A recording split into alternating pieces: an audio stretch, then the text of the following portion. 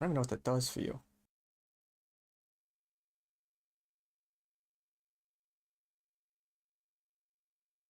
What even is that? Oh, you know what I forgot to do? Shit. Yeah, it's not a big deal. It's not a big deal. It's not a big deal.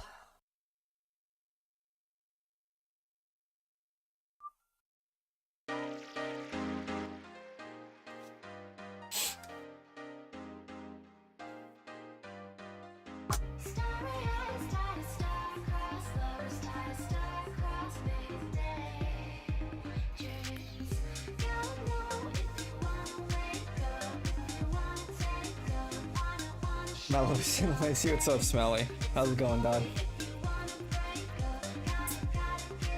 I was so ready to not go live today.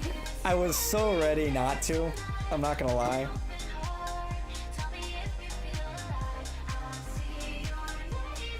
Yeah, dude, I was like so ready to just like boot up some Tarkov and just not be live. I'm like, you know, I don't, whatever. But I'm like, I did say I would go live today. So, I'm here. We're hanging out. We're hanging out. We're hanging out. I don't have any content planned for today.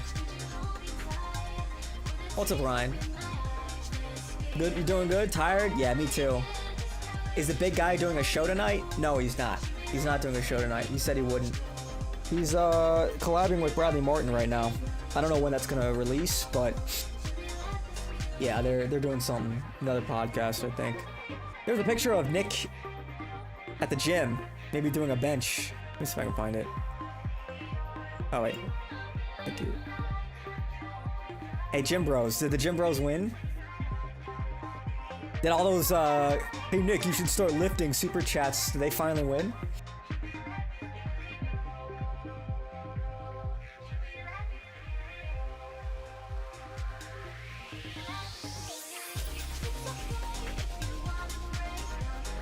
You can already hear the super chats. You can already hear it. He's in jeans and a hoodie. I think he's there just to vibe. Probably. Probably, but I'll be honest, man. I've seen people working out in jeans and a hoodie. It's like minus 1,000 aura, but I have seen it. Usually it's like some Indian guy. I'll see like some Indian guy in like jeans, a button down, fucking flip flops, of course. Working out at the gym. Yeah. So it's not unheard of.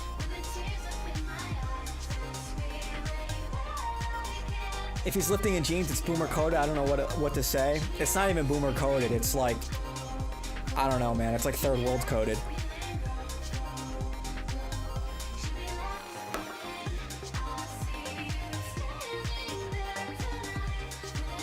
But it's also totally possible that Nick like showed up not expecting to like lift. Oh, we're gonna do a collab, and then Bradley Martin ambushes him. Yeah, we're just gonna do this our collab inside of this gym for no reason, you know? Nick taking tea and meth to start looks maxing? Yeah. What's Nick doing? He's doing a collab with Bradley Martin today. I don't know when it's gonna drop, maybe on Monday or whatever. But yeah, he's not gonna go live tonight.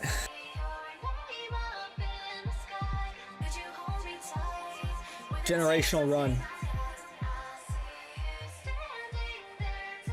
So, other than that, not really a lot to talk about in the news, you know.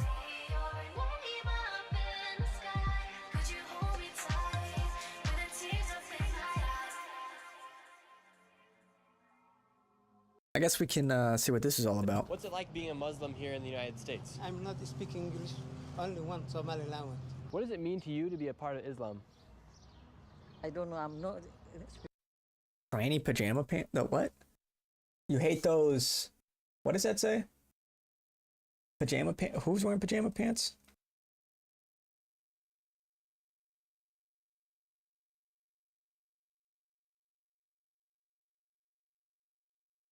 Wait, I don't know what you're talking about. What, Bradley Martin? English, only one Somali language.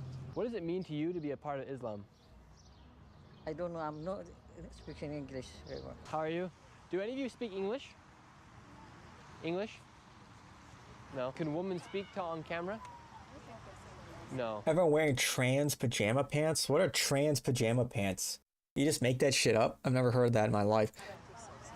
Trans pajama I pants? kept going because I wanted to speak with some more of the elders here to see if they could share their story about coming here from Somalia and how they've seen the rise firsthand. However, Hello. Oh. none of them spoke English. Uh, How are you? Can I ask any of you guys some questions? No? Speak English? Yeah, this is obviously just fucked up, man. No? Do any of you speak English? These people are not American. After a few interviews, somebody came up to us angry because we were asking people about the rise of Islam inside this community. My name is Dick Shirley. What are you doing? My name is Dick Shirley. I'm a YouTuber. We're doing a video on the rise of Islam here in the United States. The rise of Islam. Yeah, it's the #1 converting The religion. rise of Islam. Make it make sense for me. Yeah, it's the #1 it's the #1 converting religion in the United States. So we're doing a top Oh, the subject on it. #1 converting religion in the United States. It's like the #1 Okay. growing religion. So Wait, isn't it after Christ? what? Isn't it after Christ? This guy wouldn't show his face on camera, and this conversation kept going for a few minutes, and he demanded that we deleted the footage of the interview guy we sounds took here dumb. on the street. I said no, and he said, you better go, and we're gonna make sure you leave. I've never been in a situation like that while I've been filming, where somebody comes out of nowhere and wants to take the footage. I was watching a video prior to this video, and there is a Somali gang war going on here inside of these apartment complexes, apparently. I think we just went upon a gang, and I didn't know that they were a gang. And right now, he said, you better leave, and we're gonna make sure you get out of here. So right now, there is somebody following from behind. Is this making sure that Minnesota? we get out Yeah. of This place.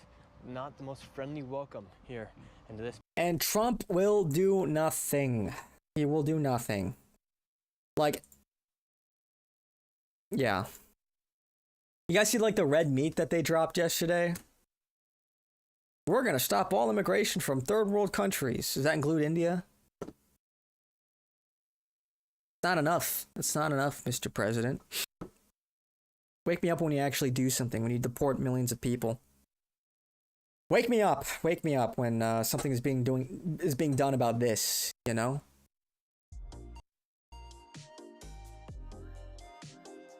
Fell for it again award? Yeah, true. At least we aren't speaking German, but you have to listen to... Isn't that funny? At least we aren't speaking German. Bro, I can't leave the house without hearing Spanish in 3 different dialects of terrorists. True. Permabola perfectly summing up what we just watched. Crazy how fast they breed. Yeah, dude, they need to go back. They are not American. They will never be American. Crazy. What's up, Zodiac? Fucking crazy. People are unassimilable. Nick going live on Monday after benching Ben Shapiro and his satellite dish-sized kipple. Can you imagine, like... Can you imagine the... I know this is probably trite, but can you imagine the crash outs once Nick hops on trend? once Nick hops on some roids? You think the crash outs were bad before? Just wait. Just wait. When he's looks maxing, when he's taking a little bit of meth for the hollow cheeks. He's on the roids. You thought it was bad before, Anon? You don't know. You haven't seen anything yet.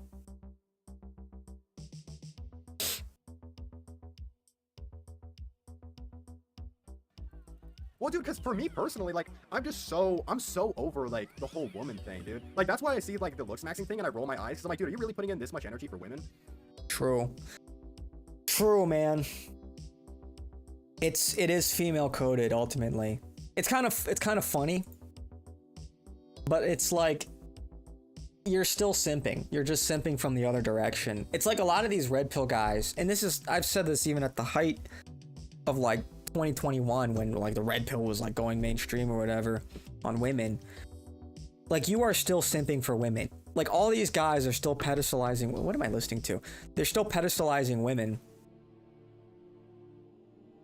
Like, they're going through all this effort. They're revamping their wardrobe. They're making a lot of money, being successful, not to be successful in their own right, but so they can be more attractive to women. This very roundabout way of still simping and living your life for women. It's like you still haven't really solved the core issue. You're just dressing it up a bit more. It's like you're just changing up the tactics to be more appealing to women. It's like that is not really the point. Neuralink ad. I disagree, it's not female simping. It really, a lot of it is, to be honest. It is. And there's a limit, there's a line, like, yeah, you should take care of your health, you should try to look good. But it's like, you cross a point where you're spending so much time and effort to look good, to be more attractive to women. Yeah, I think that's, you kind of have the wrong priorities. Did you miss motion time? Yeah, you did. Being attractive is not just dictate. We all know who looks good and who doesn't, and we treat them differently. Okay, Buck, I don't think you understand what I'm saying. I don't think you understand what I'm saying. I'm not saying looks don't matter. It's to what extent?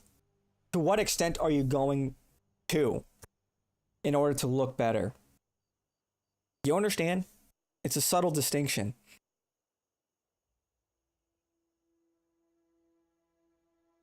Like, nobody's saying that the 6'5" Chad isn't going to be respected more by his peers than the, like, 5'2" Chud. That's not the argument. Obviously, that's not the argument I'm making. Getting metal plates in your jaw so you can get more female attention is simping, Buck. Yeah, I hate to break it to you. Yeah, it is. That's what women do. Women, they go through the cosmetic surgery and all that. And, because they're hyper fixated on appearance and on sex. That is their currency, is their sex appeal. So, it's very, like, just being sex focused in general is very female coded. Like, the best, strongest, brightest men, like, they deal in the realm of ideas. They build, they conquer. Their focus is on greater things, greater aspirations, and getting laid. You realize that, and you know, this might sound like silly or like hope, but it's 100% true. The most successful, consequential men, like, they don't have time to, like, simp for women. They're focused on, like, you know, conquering a neighboring country, or industrializing and turning their country into an empire or whatever, or just being as successful as possible in their own right. Women focus on sex because that's what they bring to the table. They bring their sexuality to the table. They're not capable of leading, but they are capable of reproducing. And women understand that. And, like, instinctually, that's why they shake their ass. That's why they wear revealing clothing. It's like a demonstration of their sexual value. I am valuable. I am a valuable resource. I want to be fought over. So, I agree with the extent, but if you're talking about Clav, he's not doing it for girls. He's doing it for a specific purpose. Because he already has chicks, but he can't be successful and ugly. Why you think Obama was president? What are you talking about? What are you talking about? Yeah, he has chicks, and it is to say, like, you know, he's good looking enough. But he wants to, like, take it to... And there's something I admire about, like, finding the limit. There's something Faustian about that. But you can't... At the same time, it is still female coded. Be this obsessed with your looks, you know, form over function. We should be function over form. And I saw a clip of him, like, giving a fan meth, and it's like, okay, that's not good. That's a good way to just end up in fucking prison. And I don't know if it's a joke. I don't know if it's real, but, like, you know, you shouldn't be retard maxing like that. Like, what is it all for if you're just gonna catch a fucking case? Because you're living fast and loose. Again, it could all be fake, I don't know, but What's up, SSB?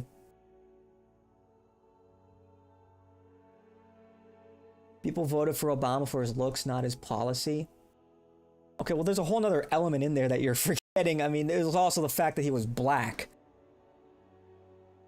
But no, I mean, I also think that's a bit of a revisionist take. I mean, he did promise, and it was, you know, it wasn't legitimate, but he promised a reform to the system, hope and change.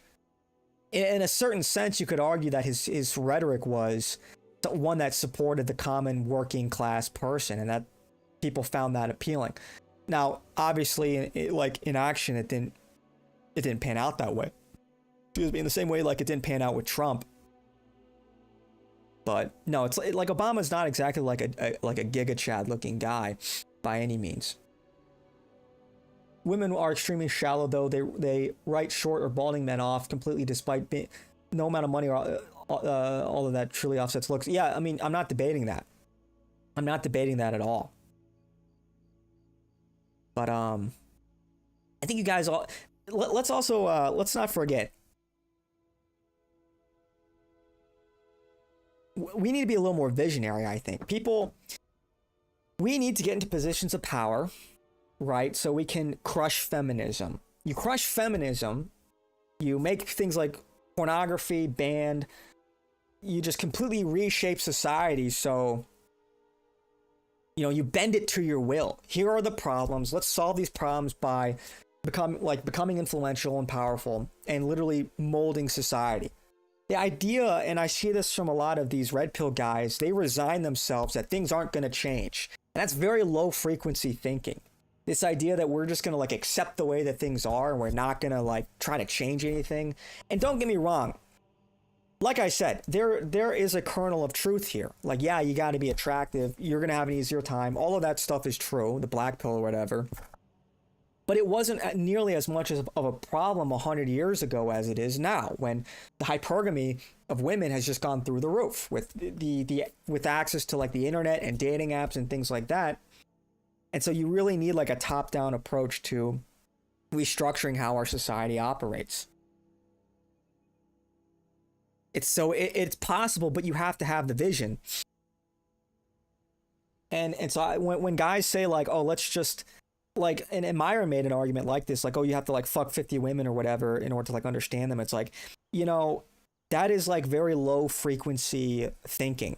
You don't need to have, and maybe that was, you know, maybe that was blown out of proportion. Maybe that was hyperbole, or for only a specific subset of men. But that just like, it's like there are second and third order consequences to that just makes the problem worse. If you're running through hoes, you're creating more of a demand for hoes. You understand? And it sort of betrays your obligation to society. And it's very, I think it's somewhat low frequency. Like you are contributing more to this problem, to this, the hoflation, by fucking a bunch of hoes. You understand that? You think women understand the difference? So, in essence, guys promoting this kind of promiscuous lifestyle are actually making the problems that they complain about worse. When in reality, like, you should pay women like virtually no mind until it's time to like get serious and get married. Like, and I know it's easy to get wrapped up in all of this, but it's like, yeah, like for example, like women in politics, just not serious, just not a serious thing. We need to think about the ideas. We need to think about how we're going to solve problems. You know, the idea that we're going to spend so much time just like, so much time and energy thinking about and obsessing over women, doesn't that seem just kind of counterintuitive? But I don't expect most people to understand that. None of this will matter when the Robo GF hit the market. True. Yeah, true. You think all drugs should be legal? No, actually. I think more drugs should be illegal. I think the meth thing is a joke. It could be. It could not be. I don't know, man. It's hard to say. I see it both ways. Like it would be S-tier engagement bait, which leads me to believe it is a joke. But then apparently that fan tried it on camera and was talking about the symptoms of like, I don't know, whatever. I don't want to play the clip right now. It's like, maybe it isn't a joke. And maybe he is just like an autist that is just, he's telling the truth on that. I'm not entirely sure. Because again, the whole jaw surgery and shit could all be engagement farming. You do have to wonder like how much does it, like, if that is true, is his audience clued in on that, or are you gonna have like 14-year-old hopping on trend, you know? I don't think that's a good idea. You'll fuck up your hormones forever. And even if Clav is responsible about it, is his audience gonna be responsible about it? You know, you're gonna get like some 14-year-old creating a cocktail of drugs they're gonna take that could fuck up their hormones forever. It's a little irresponsible. So, and I'm not trying to hate on Clav. I think his content's pretty funny. And like I said, I'm somewhat ambivalent, but fake. He's not going to jail. Is Nick, you do think it's fake? Yeah, it might be fake. It might not be. It would be profoundly stupid if he did actually like hand out meth like that on camera. Is Nick going for the lever for his weight belt? Yeah, he's getting buffed now. This new guy in New York City gives me Obama vibes. Yeah, I think it's just kind of a big... Mamdani, I just think it's like a big nothing burger. I don't think anything will really change. Bottom Fat, Fresh Fit was next level. I give her a 1.5. Yeah, like you gotta put hoes in their place, but... You know what, like... Can you imagine, dude, if you get more chads to just say like, yeah, you know, just stop fucking with hoes, and then you get all the chads to bully all the simps and like orbiters to not pedestalize women? Because if the chads aren't running through hoes, then in essence you don't have as many hoes, right?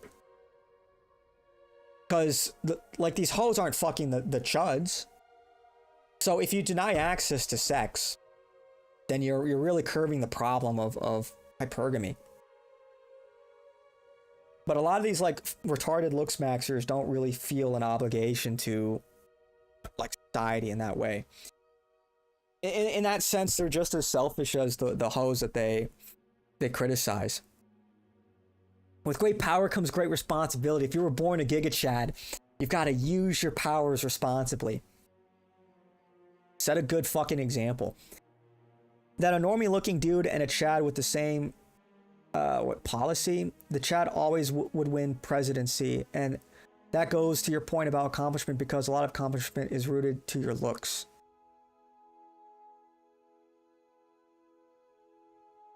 Yeah, look, I said that like your looks, if you are better looking, you will have an easier time. You will just naturally be more persuasive. I'm not saying you should go out of your way to be ugly. I think you should try to look good, but there's a line. Do we need a Chad president? Not necessarily. I think we need somebody that's 5'9". I think we need a 5'9" Italian genius with something to prove. And Clav is actually right about that. Believe it or not, 100 years ago, people looked good in general because they weren't fat and ugly. Ugly is a modern phenomenon. I mean, yeah, I think they looked better, but you'd be remiss if you thought ugly people didn't exist back then either. It's so much of it is genetic, too. Like, I agree, people got fat and, you know, bloated on, like, the sugar and hormone imbalances and all that good stuff. But, you know, people also had, like, scurvy and fucked up teeth back in the day, too. So, they also probably smelled worse and had, like, you know, worse grooming habits and hygiene habits. You know, Clav destroys women clinically. He just runs the numbers. It's science. Yeah, I mean, like I said, I'm not just hating on Clav. My point is not, like, I'm not disagreeing with Clav fundamentally on like how looks play a part in all of it. But something just, to me, it's like, there is like an inauthenticity about it. It's just like, just be who you are. and accept that. Have the humility to do that. You know, try to max out what you can, but there you cross a line where it's no longer like natural. Now you will always be a chud on the inside. That doesn't change. Your genetics don't change. It's all just exterior. You know, you can turn your little Miata. You can get a new chassis, get a bunch of fucking lights on it, but it'll always be a Miata. So repeal the 19th, and I think we start to heal. If women don't vote, the fighting stops by a lot. Well, yeah, I mean, we're all based here. Yeah, we all agree with that. I'm not talking about hoes. I'm talking about accomplishments in general. You won't be able to achieve them without your looks. Except that's like, do you really believe that? Do you really believe that there haven't been like average looking people that have been profoundly successful? Do I have to really prove you wrong there, or do you just not understand like the difference? Like, yeah, like dude, yes, if you are more attractive, life will be easier for you, but it is not the end all be all. You can still succeed despite being a sub 5. Is it as easy? Is it as likely? No.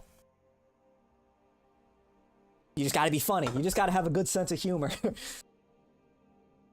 need a spiritual revolution for chats to stop. In general, you need a spiritual uprising. Yeah, look, and that's the thing. It's like, I don't think you get like, not to take it there, but it's like there are a lot of like based people burning in hell right now. But I was based. But I shit talk these hoes. It's like, yeah, we need to talk about morality for a second. And I don't make the fucking rules, okay? So don't get pissed at me. But no, you shouldn't run through hoes. Like what you think, in a certain sense, like what you think you're fucking better. You think you're better than these hoes that are stupid and retarded. When you're engaged, you're rolling around in the fucking mud with them. You think you're better than that? You think you're above it all? The like mental gymnastics guys will do. It's just like, you just gotta live like it. Strive to live a holy life. Like, what do you really expect from women? Like, there's a reason why, like, they were, like, their autonomy was restricted throughout most of history. Like, you expect women to make responsible decisions? Men are the responsible party. So be responsible. Regardless of the circumstances. Because it's so easy to just like hand wave everything away. It's fucked up anyway, why not indulge? It's like, okay, why bother doing anything? Why bother like trying to fix anything? I mean, you're gonna die anyway, right? Why not just be a total degenerate? So I look at, and ultimately it is like, it's a testament to your character. Like, are you a slave to your carnal desires? Are you a slave to what you want? Or do you feel like a higher calling to do what's right? Because all these guys, it's just, they just can't help themselves. So, you know, there are certain groups that target Catholic women. In what context are we talking about here? Y'all still talking about looks maxing? Kinda. I disagree. We do need a Chad president because we need someone that represents the heart of America. Why do you think ugliness is genetic? Okay, well, find me the 6'5" Giga Chad that's based and really smart and charismatic, and then we can go from there. But you kind of work with what you've got. And so like all of these prescriptions are kind of silly.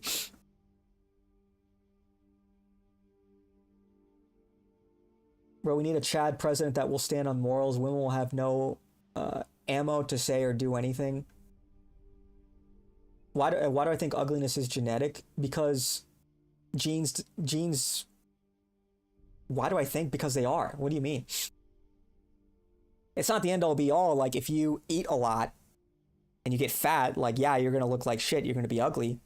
But like, genetics determines your bone structure. Genetics determine your height, your temperament, your skin tone, all of that. Is that not related to your appearance? and also your behavior. Your genetics can also determine like how susceptible you are to impulse and how much impulse control you have. If you have low impulse control, you know, maybe you do more drugs, maybe you eat more food, all of these things that can make you uglier. Or maybe you're lazier, whatever. So genetics is very important.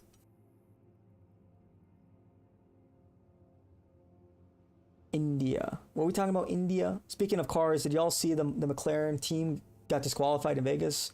Verstappen is so back. Nope. Oh, you mentioned Mello and Pine Sap show? Oh, thanks, Mgo. I like Pine Sap. I think he's great. Yeah, wasn't he doing he was doing a stream today, wasn't he? I always miss on a lot of these like AF or AF adjacent content creators. I kind of just exist in my own world, I guess. Yeah, WM Go. I'll tell you why we have way more ugly people today and why Gen X creates so many ugly people. Okay, go ahead. One of the reasons why we have a lot more ugly people is because, well, a lot of good genes were wiped off the face of the planet over the last century in like World War I and World War II. That's one of the reasons. So, and the shifting demographics and all that. But I don't think we're doing ourselves favors with this sort of like very sedimentary lifestyle and the sugars, processed food, all that good stuff. Like, we're not doing ourselves favors. Don't get me wrong. What countries do you think have the best looking people? Top 3? Oh, I don't know. They'd probably all be European. I don't know. Maybe like Austria. Maybe Sweden. Then maybe like Italian, Northern Italian, or like maybe even like Northern Spain. I don't know. I'm not too I don't get too granular about it.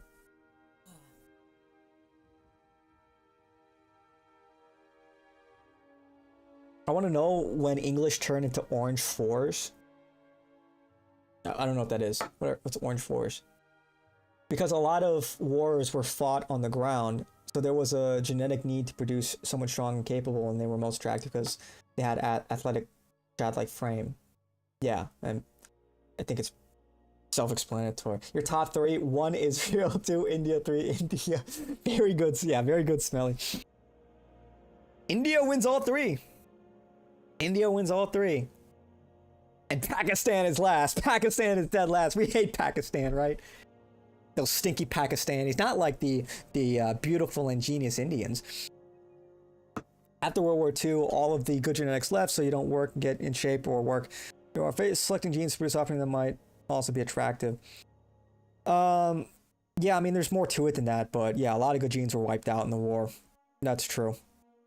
Again, it's like, look at how people live their lives now. Look at the food they're eating. I feel like we kind of cracked the code why people are uglier. I don't think it's a mystery. So, as people, because people put countries like Brazil, Colombia, and top tier, and the genetics in those countries are all over the place. Well, a lot of European, a lot of like Mediterranean genetics in those countries, and I think that's when you look at the people like for example, like Argentina is Latin America. That's like 70 to 80% white. So when I guess it depends. Are we talking about race? Or are we talking about literal country? Because I guess there's a difference. Are we talking about like ethnically Swedish people? Or like the people living in Sweden? I guess we have to make that distinction, you know? Orange equals spray tans? Or stray tans, 4 out of 10? Is that what that? Pakistan has better looking people than Indians. Yeah, I agree with that. But I'm not I don't love South Asia in general. I think gay face is real and DC is full of them. Peter Thiel is just the worst of them. Yeah, I agree. Like, physiognomy is real. Like, you look at somebody, you're getting in other words, you should judge a book by its cover. It's totally real. So yeah, spray tans 4 out of 10. Yeah, dude, I don't know. I mean, who gets spray tans? Hasn't that like fallen out of favor? Honestly, avoid the sun. Avoid direct contact with the sun unless you have like SPF 50 mineral sunscreen on. Otherwise, you're cooking your skin. You're aging your skin. It's kind of a cringe. Like, it's really kind of a lame development. Isn't that like a really dumb fad? People are going out and getting tans. I think the reasoning behind that was, you know, it's sort of a symbol of status. Like, I have the time, I have the wealth to be able to live a more lavish or luxurious lifestyle. I'm so well off, I can spend all day at the beach and get a nice tan, you know? But I don't know how much it really has to do with helping your appearance. Maybe it helps the contrast, you know, a little bit. If you're like blonde hair, blue eyes, it says like, hey, I touch grass, hey, I get outside. But other than that, it's not good for your skin to get like tans like that. I mean, melanin production is one thing, but like make sure you're putting on your sunscreen. Talking about looks maxing. Vishnu will cleanse the land and make it fertile for the holy people. Yeah, if you're not Indian, curse Vishnu right now. Best people are French, Swedish, Polish. French. Polish. I don't know. There's some good looking Poles, but I don't know about French. You ever see like the French forehead? They got big foreheads. Like overhanging foreheads.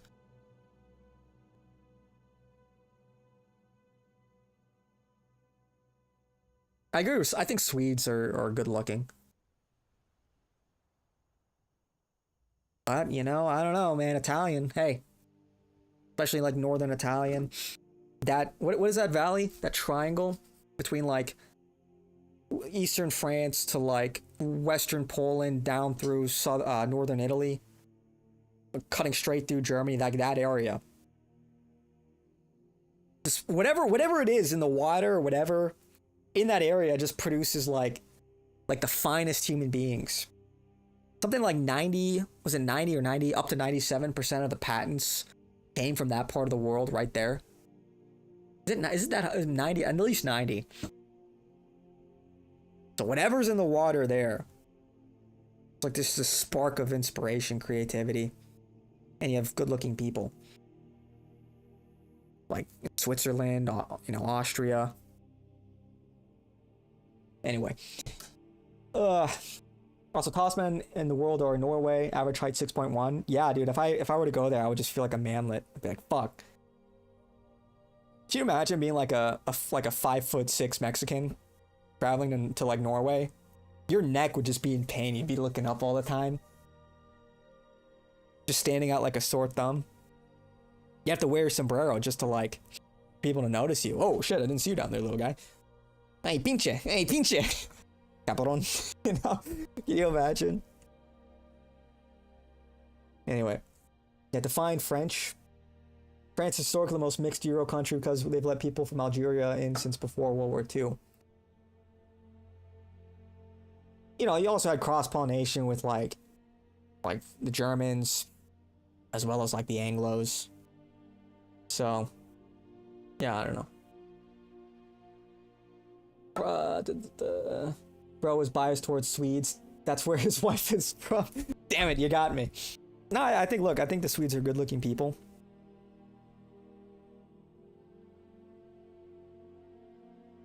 You know, because they kind of killed all the weak guys, you know? It was the Vikings, the Chads just conquered other, you know, neighboring Viking tribes and took all the hottest women and kind of killed all the Chuds, you know? That's kind of cool. But they never had an empire. They never had an empire, you know? So there's something to say about that. There's something to say about the Mediterranean short king, you know? The Napoleons of the world. I know he's not Italian. But the short kings, you know? Adolf Hitler was what? He was 5'9" too. Was this? No, wait. Hang on. How tall was Stalin? He's either really tall or he's short. Isn't he like?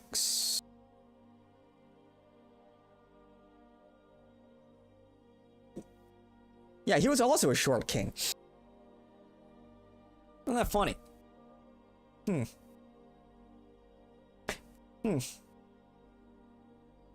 Chad sells in shambles right now. Chad sells, yeah, you might be tall and you might be chiseled, but you will never define eras. You will never define an empire. That's for the short kings. Short kings rise up. Short kings. Sub 6 footers, rise up. There's a place for us too. And that's why, you know, that's why the Nordic countries will never rule the world. They're too content. They're too content, you know? Maybe that's the folly of the Chad, you know? The Chads you send to the front lines to die. The Chads you send to charge the machine gun nest and beat the fuck out of somebody else. But they're... Because otherwise they're too content with life, you know? They get the bitches, you know, they walk in, oh, you're tall and attractive. Here's... You know, cancel that other reservation, get this guy a table.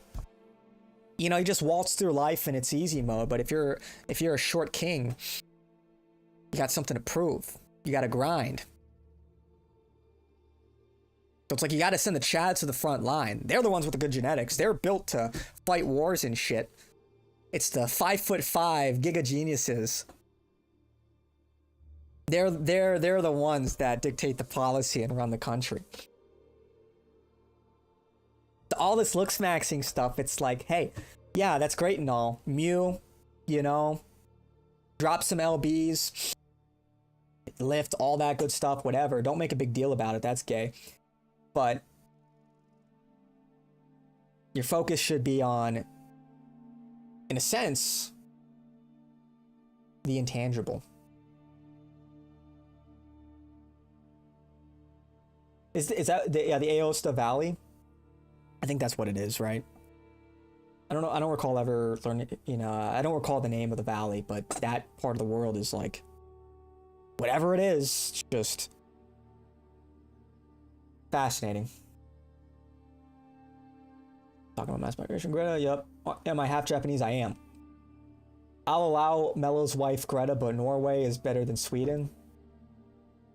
Okay. I respect that. I don't have like the strongest opinion. I don't like have a dog in that hunt.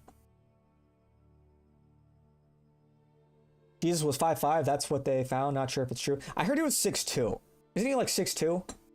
But Jesus is not, you can't compare yourself to Jesus. You shouldn't compare yourself to Jesus. That's literally God. Napoleon for his era was average height. Him being short was British propaganda. That is true. Actually, no, I did hear that. People were shorter back then. People were a lot shorter. You know, you go to like some of these medieval museums and you look at the suits of armor and they're like, that's like 5'2"? And those were like the best. If you had a suit of armor, you were rich, you probably weren't malnourished compared to the peasant. So you were probably taller and stronger on average. People have gotten taller over time as nutrition's gotten better. Even like the Japanese people, now that they're getting more protein into their diet, their average height is going up. Kind of funny, I was learning about that the other day, like, damn. Funny how that works. So some of it's genetics, obviously, you know, how those genes are expressed, you know. I like to think of it as the floor. Your genes describe like your potential floor.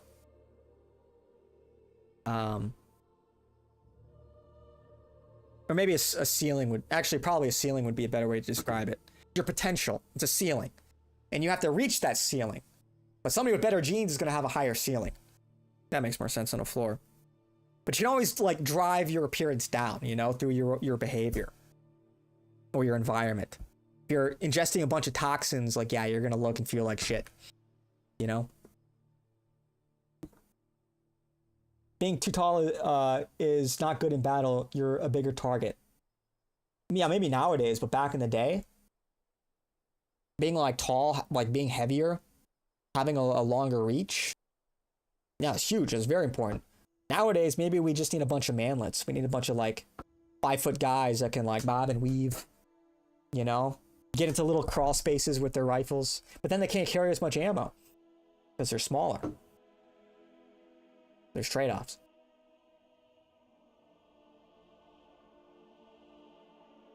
You're more imposing if you're taller. I would like to look like Jesus. A lot of Chads are geniuses too. Yeah, certainly. I mean, look, good genes and all that. Typically, look, that is true.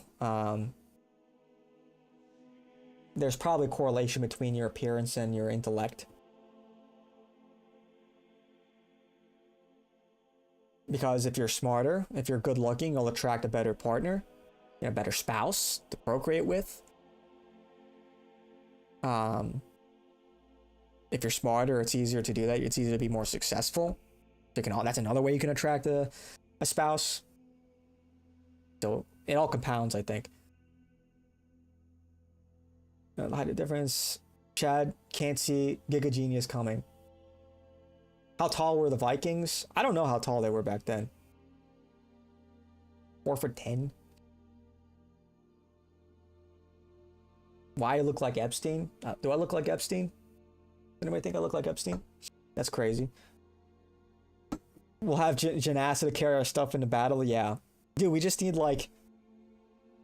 We need our battle bitches. We need our followers, our Skyrim followers. That's what we need.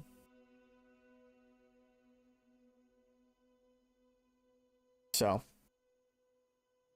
Vikings came from Russia, right? Or did they come from... No, they're European, they're Nordic.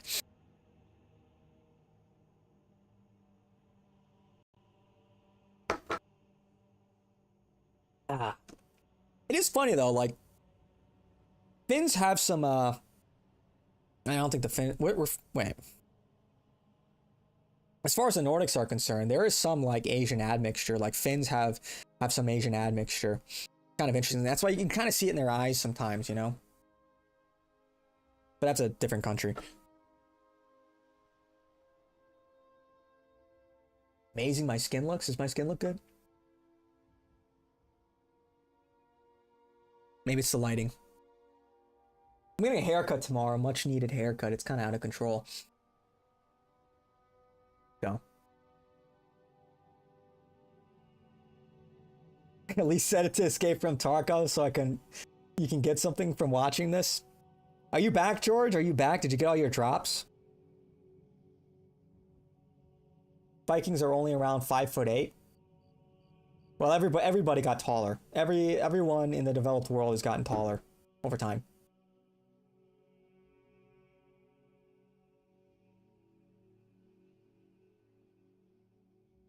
You drinking the Mexican Coke? Yes, sir. Yes, sir. You know, I had some Pepsi yesterday. I was at my aunt's place. She had Pepsi. Pretty good. Pretty good. It was out of a can. But, I remember getting Pepsi in a bottle a long time ago. Maybe I'll try that. I have a question for everyone. Is it me or does Coke taste better in a glass bottle? No, 100%. It tastes better. It's literally different. Not only is it a different formula, like they use real cane sugar in this, not the high fructose corn syrup in the can. But I do think drinking out of glass, it actually makes it taste better than drinking out of like a plastic-lined aluminum can. So, anyway, what were we talking about? That was we just like riffed for. I don't even know what we were talking about before. We were talking about looks maxing for a while. Oh yeah. I'm sorry. That was an anti-Semitic trope. I need to be better. I'm the problem. I need to do a better job. I was a bad person. I'm sorry. It's pretty kick. Yeah, I don't like that. So what the holes mean is low activity. Compared to this one, the front part of your brain is less active than it should be. With your frontal lobes as they work now, it would be harder to manage stress. And that's not good for you, especially as you're studying and you're getting ready to take the boards. That just can't be. That's like the most medical way of saying, bitch, you dumb as fuck. Like, if I were her doctor, I'd just be like, yeah, bitch, you are stupid. Sorry, is that Clavicular MD? Is that Dr. Clavicular MD just laying down the fucking medical smackdown? The biological smackdown? Yeah, look, imagine getting dismantled, like, I have your brain scan, bitch, you are stupid. Like, that's like, that's like on another level. How do you come back from that? Bitch, we've all seen your brain scans. There's nothing going on up there. You're not fooling anybody. It's taken her what? She still hasn't passed the bar? Really? Ugh. And looks maxing. Dr. Pepper in a glass bottle as gas. I didn't know they made that. She is gross as fuck. Plastic. I think maybe all the plastic is seeping into her brain. She thinks soy milk means I am milk. Oh, if I'm not gonna lie, reading that actually hurt my brain. I feel like I lost a brain cell reading that. You think the future will add Neuralink to your brain as soon as you're born in hospital as they circumcise you today? Can you proofread that message? Can you just try again? Can you please just try again with that message? I don't know, dude. Who fucking knows? Who knows? Like, right now, Neuralink is still very niche. It's fun to speculate, but we have no idea what things are going to look like in 4 years, let alone, like, 15, 20 years, 30 years from now. People just kind of assume, you know? They don't understand that, like, when you make these kinds of predictions, a lot of stuff has to happen between, like, now and what you're describing. A lot of history has to take place. And so the world is always changing. The circumstances are always changing. It's very difficult to make... It's kind of, like, futile to make descriptions like that. Or not descriptions, predictions like that. Like, do I think this or that? It's hard to say. I think that's why Nick gets pissed at those questions, because they're just not... I think they sort of fundamentally betray your understanding of how things work. Yeah, oh, you're typing on your phone? Oh, I gotcha. She hasn't passed the bar, but she never went to law school. That's crazy. Didn't she go to law school? I thought she went to law school. Didn't she? Didn't she get her diploma? I thought... Fuck it. We're actually doing this. Did Kim Kardashian go to law school? No. I guess she didn't. I guess you're right. Instead, she pursued her legal training through California's Law Office Study Program, an apprenticeship model that allows individuals to study law. What is she even doing this for? You know what I'm saying? What is she even... This was years ago, right? Yeah, in 2018. Bitch, if you haven't passed the bar by now, I don't think it's gonna happen. Bruh, this was 7 years ago. Or she began the program. How long does it take to finish the program? 6 years? It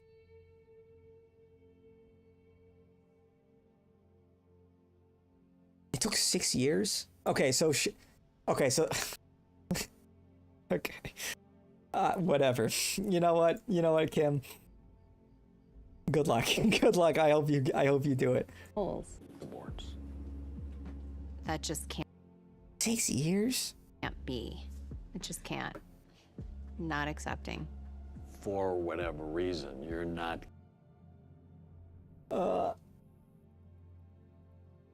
Girl boss final. It's just like, why are you getting... What do you hope to accomplish by getting the bar exam? Just to prove you can? And it could be... I think, there has to be something that is, like, self-aware. She knows that, like, it's ridiculous. Maybe she doesn't fully understand that. She knows that the whole premise is fucking ridiculous, that Kim Kardashian, like this famous airhead, got famous for a sex tape. But not just that, a literal billionaire would go through the effort to pass it's almost like it's such a ridiculous premise that you know people will pay attention to it. Like me right now, I'm sitting here talking about it. So who's really winning? Who's really winning here? She's over here, she's making money off of her brain scans that shows she's functionally brain dead and making tons of money off of it and staying relevant. And here I am, this bitch is stupid.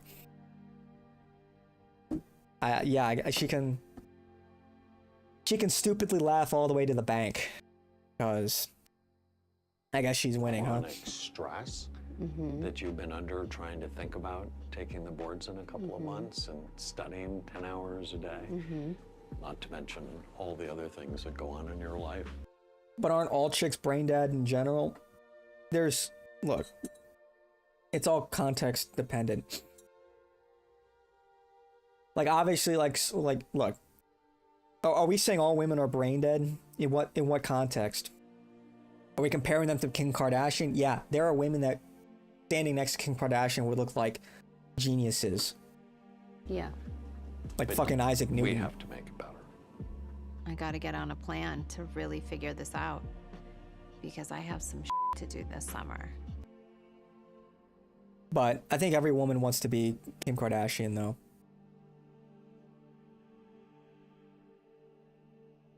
Which is kind of crazy. I work with a programmer and his wife wants to be a doctor. He is doing her calculus homework. Bro.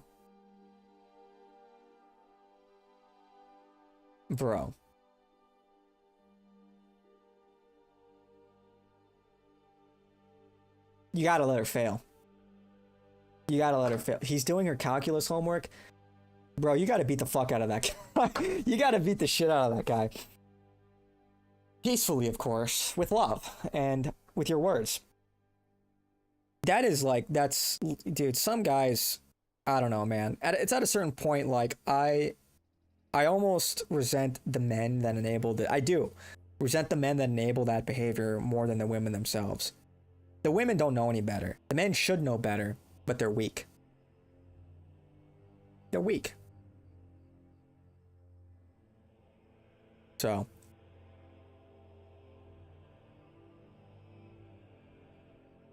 All chicks are dumb, but some are dumber than others. Yeah, in a certain sense, yeah. Look, women just think differently than men. They operate differently. But yeah, like some women are definitely dumber than others.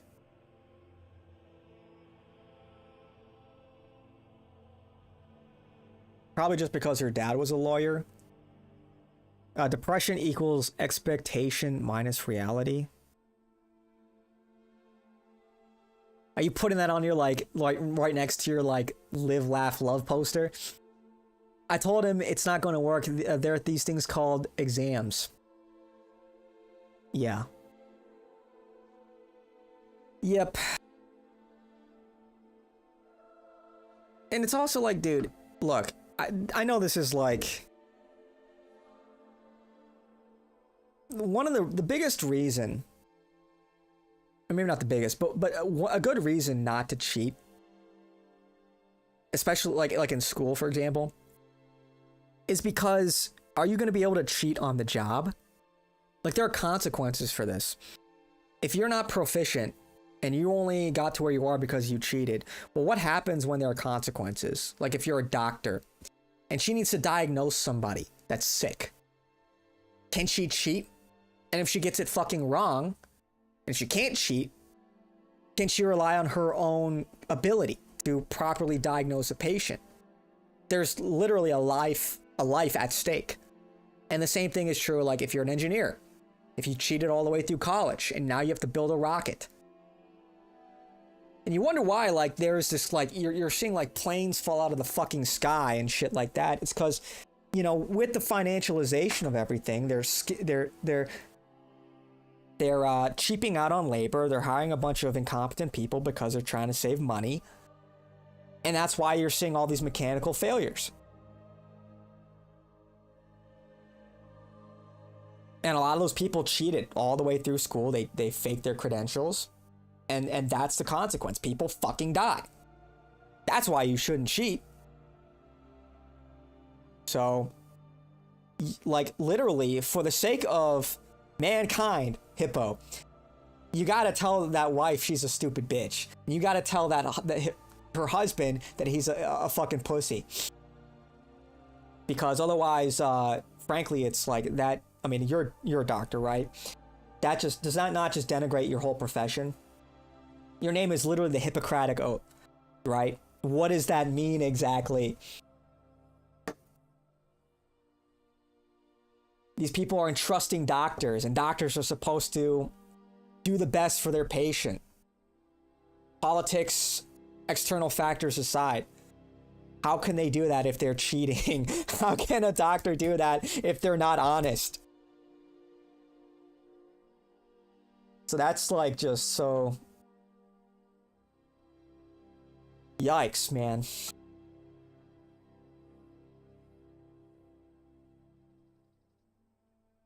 As you know, it's been 3 decades working on alchemy. If value is negative, you're sad. If value is positive, you're happy. Yeah, I don't think we need to like gamify or come up with like a formula for everything. Isaac Newton wanted to blow up his mom's house. Based. Kind of funny. They use ChatGPT to diagnose patients nowadays. Yeah, look, I don't... If you use it as a compliment or, you know, to your practice, I don't think it's too much of a problem. The problem is, like, you have to know what you're talking about, and you have to have the discernment to know the limitations of ChatGPT and when it gets things wrong. Like, if you don't know what the fuck you're talking about and you're just using ChatGPT, that's a problem. But if you're using it to look something up or whatever, reference certain studies, and you're sort of, you know, bouncing that off of your own understanding and information, that's a different thing. So they can call her husband to do surgeries. Yeah, real.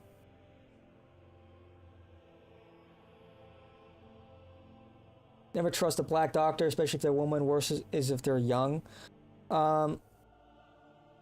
Yeah, I'd prefer if my doctor was a white guy. Or like, you know, like East Asian. However, you know, but at the same time, it's like, you know, use your own discernment. Like, don't be an idiot. Like, then you get people like Ben Carson, who's like a turbo genius, and he's black. One of the world's most renowned surgeons, neurosurgeons. And that man was probably the smartest person at the RNC. So you just don't be like an idiot and just use discernment. If like your doctor speaking in fucking Ebonics or went to like a bullshit school or something, you know, maybe you should be careful.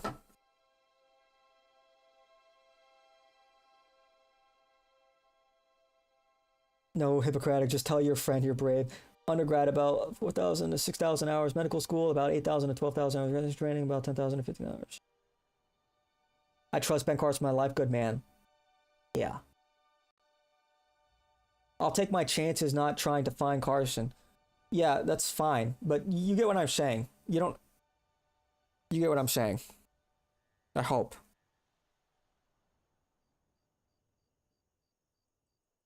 And look. The thing is, it's like meritocracy is not real. With the level, and I know this is all everyone knows this, but you know, with the DEI programs and everything, yeah, you're getting underqualified people in these schools, in med school, becoming engineers that are not qualified. Simple as. And you would think that with some of these higher risk industries and degrees that have, you know, greater consequences, that they would be more careful. But that hasn't really been the case. Not as much as you would hope. Like, look, you still have to pass the test, but like across the board, the standards are being lowered in universities. Many schools just have pass-fail now and don't have GPAs. Like, I would rather my engineer or doctor got good grades and paid attention and was responsible than somebody that barely scraped by. You know, sometimes you get people who barely scrape by that are exceptional, but I think they're the exception and not the rule.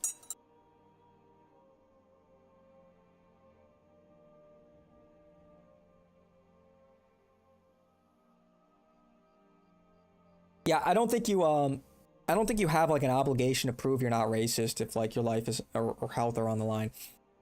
Obviously.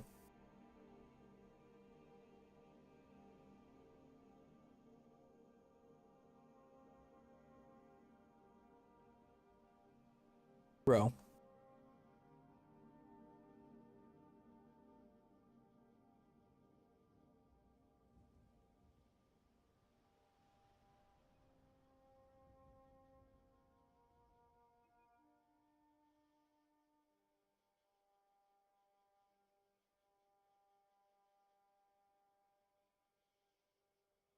Bro, women are way more sexual than men. 100%.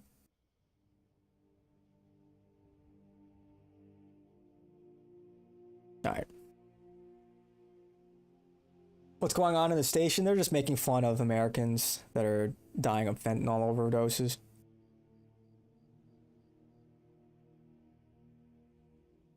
Anyway. Other than that, not a lot to talk about today. Oh, news day, huh? We're just kind of bullshitting. We're just kind of shooting the shit. During the chill Friday. Hope everyone's having a good night. Oh, I hope everyone had a great Thanksgiving. I had a great Thanksgiving. I enjoy Thanksgiving. I like seeing my family. You know, talking and eating good food. Nice. I know not everyone is fortunate enough to get that, but if you've got that, appreciate it. Be thankful. Bets on how much Nick can bench, 45 pounds plus. Hey, don't counter signal. Don't counter signal. Don't counter signal. The future galactic dictator of the universe can bench press 500 pounds easily. No, we don't have to prove it. No, we don't have to prove it.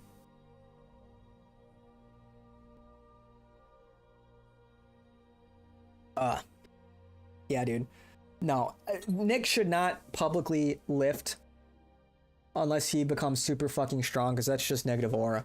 You don't want to look like Mamdani, who couldn't bench like... What did he have? It was like, what was it? 95? Mamdani couldn't bench 95 pounds. And look, I'm not the strongest guy in the world, but that's just bad optics, you know? Obviously. Like, if you're not gonna totally like fucking rip it and impress people, don't bother. How does that help you? People are just gonna call you weak. So. Oh, headphones got. I was thinking how life was like in the 90s with no phones or tech when I was watching Home Alone. Yeah, everyone just living in the moment, right? Okay, with an assist from Bradley, I believe it. I don't see how recording himself lifting is helping the movement unless he's like part of like the 1000 club or something, you know?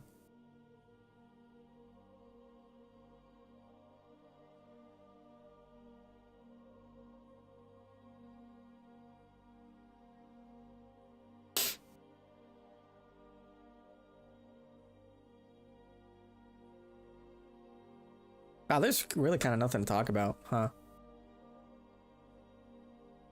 Like, obviously there was like the Trump thing from yesterday, banning immigrants from third world countries. Does that include India, Mr. Trump? Is India included in that? I just, look, just wake me up when you've got like 10 million deportations, and then there's a cause to be excited, but otherwise, like, just fuck off. Just like red meat for the base.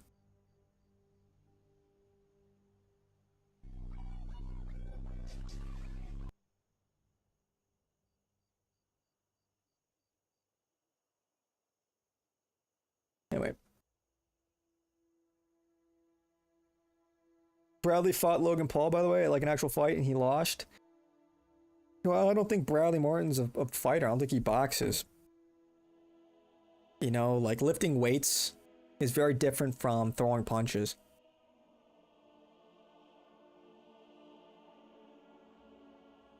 But, you know, I respect him for getting in the ring.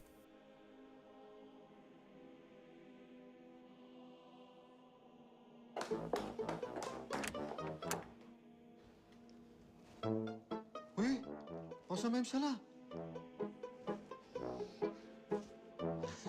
איזה כבוד. מה אתה עושה פה? הזמנתם בייביסיטר? קיבלתם ביביסיטר. איפה הילדים? אבל אתה ראש הממשלה.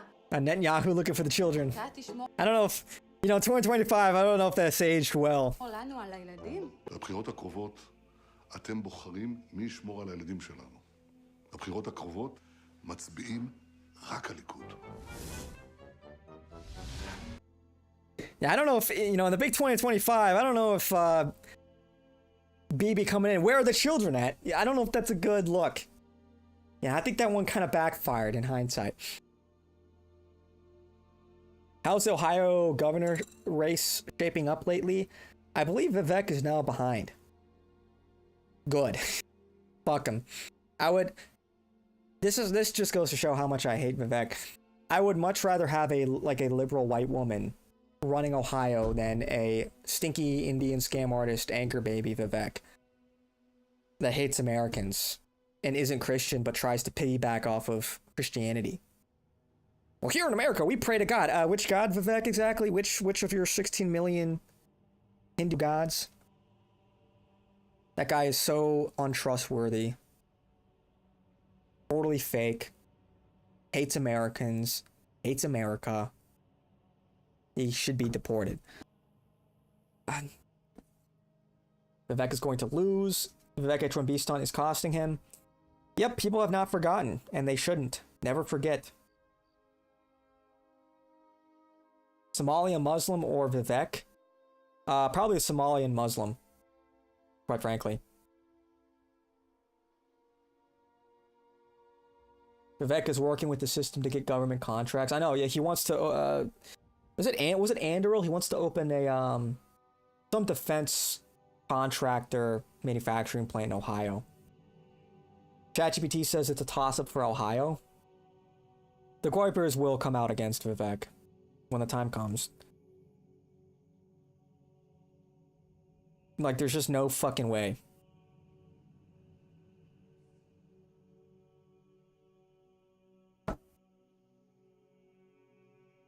So, yeah, Palmer lucky, yeah. So that's his angle. He wants, and he's hoping they'll come out big for him too. But look, man, you think people are racist now?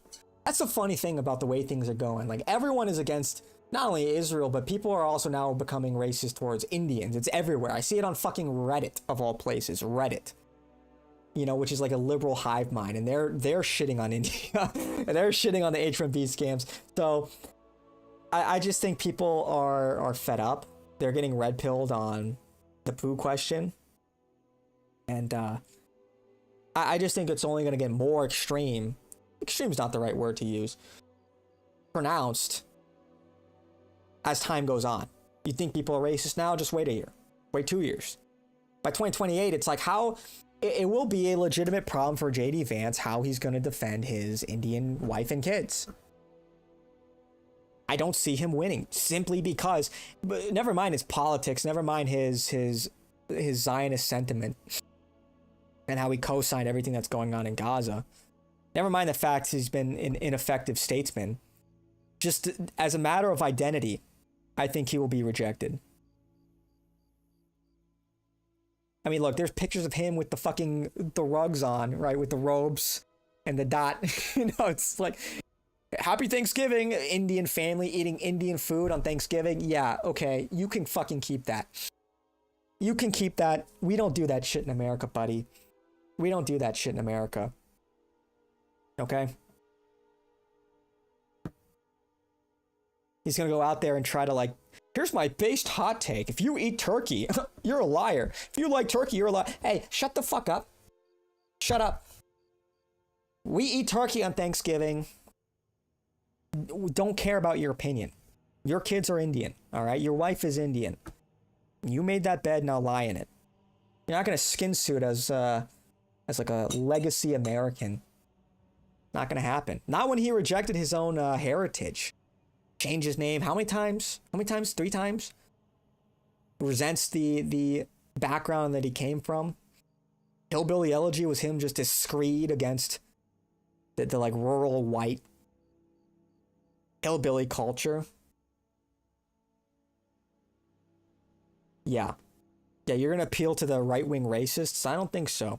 I don't think so, man. So in a few years, man, yeah, I think that it will be a pretty disqualifying thing. And with how unpopular Trump is becoming, it's like, yeah, like that is I guess a silver lining to all of this. Trump being totally dog shit is that's dragging down JD Vance's aspirations with him. Like, oh, you were vice president with Trump? Yeah, how did that turn out? Look at all the false promises. Belport again awards. Yeah, JD Vance is gonna flop. I think so, man. Because look, everyone's turning against Trump now. If Trump can't fucking do it, I think JD can do it. People are turning against Trump. Like, what chance does JD have? So, Jim Tully's in the lead for MTG's seat. I don't know anything about him.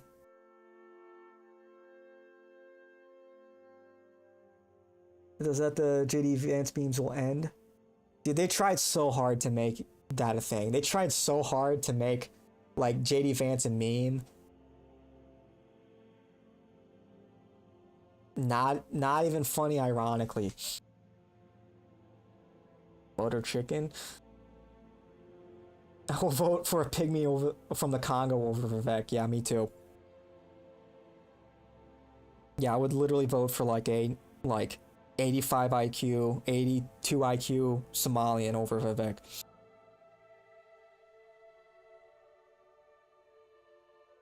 Eat samosas on Thanksgiving.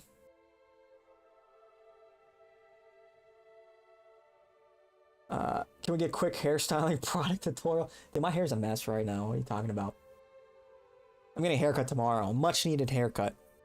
Usually I don't want to get this long, but I've been slacking, dude. It's pretty messy. It's, yeah. In the name of expansion. I don't know, it depends on what you're trying to do, right? I'm not like an expert on it, but look, what kind of hold are you looking for? What are you kind of trying to do with your hair? If you just need a little bit of hold, you can literally get salt water. Just take a bottle of water, and I don't do this, but just take a bottle of water, or like a little spray bottle, put water in it, a little bit of salt, you know, and that'll give you just a little bit of hold. You know, and then you could use clay if you want more hold. Or, you know, people can explain it better than I can. But that was funny when Red Scare asked Nick's daily grooming routine first time he was stumped. I didn't watch. I have an admission to make. A confession. Sorry, I did not watch that. I did not watch that interview. You got me. I did not watch that interview. Is it? You know. Look, it's not that I'm disloyal. It's just look. You know. Yeah, you know. It's been on my to-do list. Let's just say that. It's been on my to-do list. What was his, like, daily routine? I'm curious, though. Matt Walsh for president? Yeah, that's pretty kick. What about the claim that some gay dude said he was in a relationship with Pence? I don't even remember that. That's, like, so... Pence? Do people even remember Pence? The other day, someone in the super chat said you should never trust politicians who come from divorced families. 100% agree regarding JD Vance. Yeah, look, dude. Divorce, the product of divorce, probably going to be more dysfunctional. Look at John Doyle. I know people who came from divorced households, and they were not... They had more struggles, I'll say that. That's real. And I think you want somebody that has a positive view of family, a positive and healthy view of family, Because a nation, what is a nation if not an extension of that? You want a leader that's going to try to maintain and put forth policy that's healthy for the American family. And so being a product of a healthy family, I mean, kind of just makes sense that they would have a better view and a better understanding and maybe better ideas on how to rejuvenate or maintain the family structure. Somebody like John Doyle, who's, I mean, look at the guy. It's tragic, and it's like, you know, that's, you know, typically not their fault, but you often see these like very warped worldviews and dysfunctional relationships that these people build with other people, oftentimes as supplements for what their father should have been, or their mother in some cases. You develop attachment issues, and, you know, maybe, you know, whether you have mommy or daddy issues, and that can manifest in these other relationships. It's not healthy. So yeah, I'd get behind that. I think that's true. I think Jordan B made that comment on Twitter as well. Pretty popular one. I have flat hair. I've tried making the sea salt spray before. Maybe the real product is better. Flat hair, you need more volume. I don't know, probably like like a paste or like a cream. Something that's gonna, like, you know, not poof, but like add more volume. I don't know what that's called. Ask ChatGPT, right?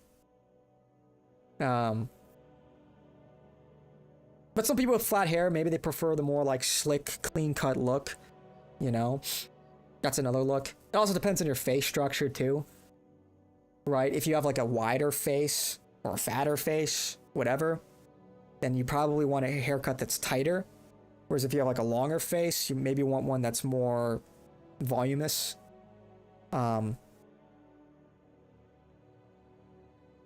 It sort of complements your face structure. So.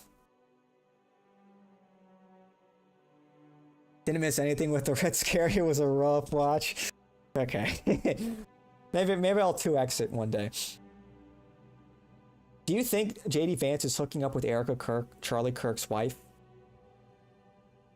Honestly, you know, okay, I have a fucked up take on this. That might be the only way. That might be the only way to save his political aspirations, is if his like wife and kids die in a mysterious like train crash or something, and to reunite the right wing, he needs two widows get together for America, and Christianity or something, through their shared grievance, through their shared struggle.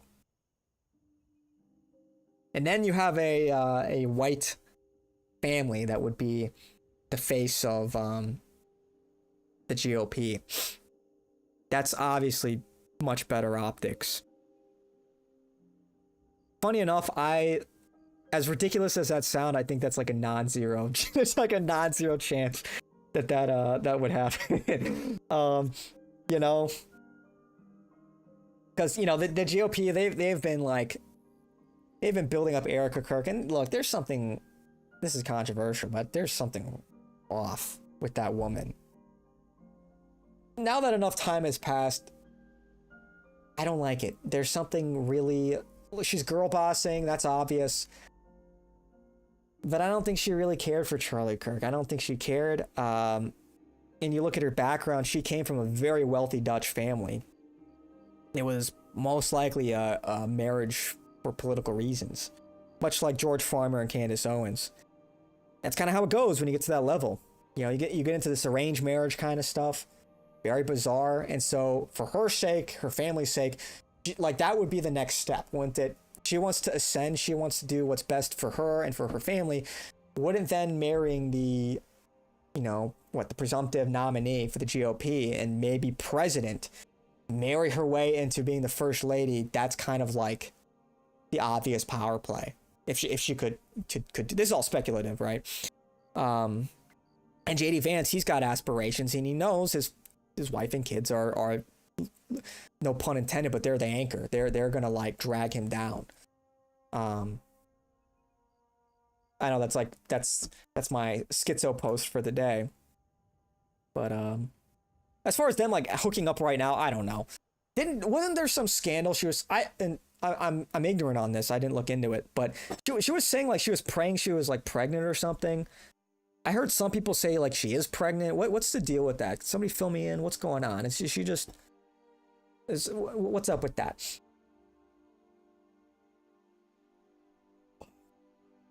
The Red Scare interview should remain on your to-do list at the bottom. Shit. Tucker Carlson came out normal even though his mom left him at 6 years old and never saw him again. She went to France where Brigitte Macron is. Now we're making connections, huh? Now we're asking the real questions. Could it be? No. But maybe it's just crazy enough to be true. What if Brigitte Macron is Tucker Carlson's biological mother? What if she was never a man at all? It's just, of course, obviously, it has to be the connection. Nobody thought of Tucker Carlson in this whole equation, but it's so clear. She never had a penis to begin with. No, it's far more likely she's actually Tucker Carlson's biological mom. That just makes too much sense. Beyond mommy and daddy issues, that's best case scenario, but I feel like more commonly people are just sociopaths, if not downright psychopaths. Yeah, I mean, look, like Erica Kirk, probably some kind of sociopath. I mean, and politics draws a lot of those people too, because sociopaths tend to be attracted to power, and they don't really care necessarily how they obtain it for a lot of these people. Thanks for the advice, Luke Smaxer Mello. Oh, you got it. Broken families. Oh shit, I just hit my keyboard.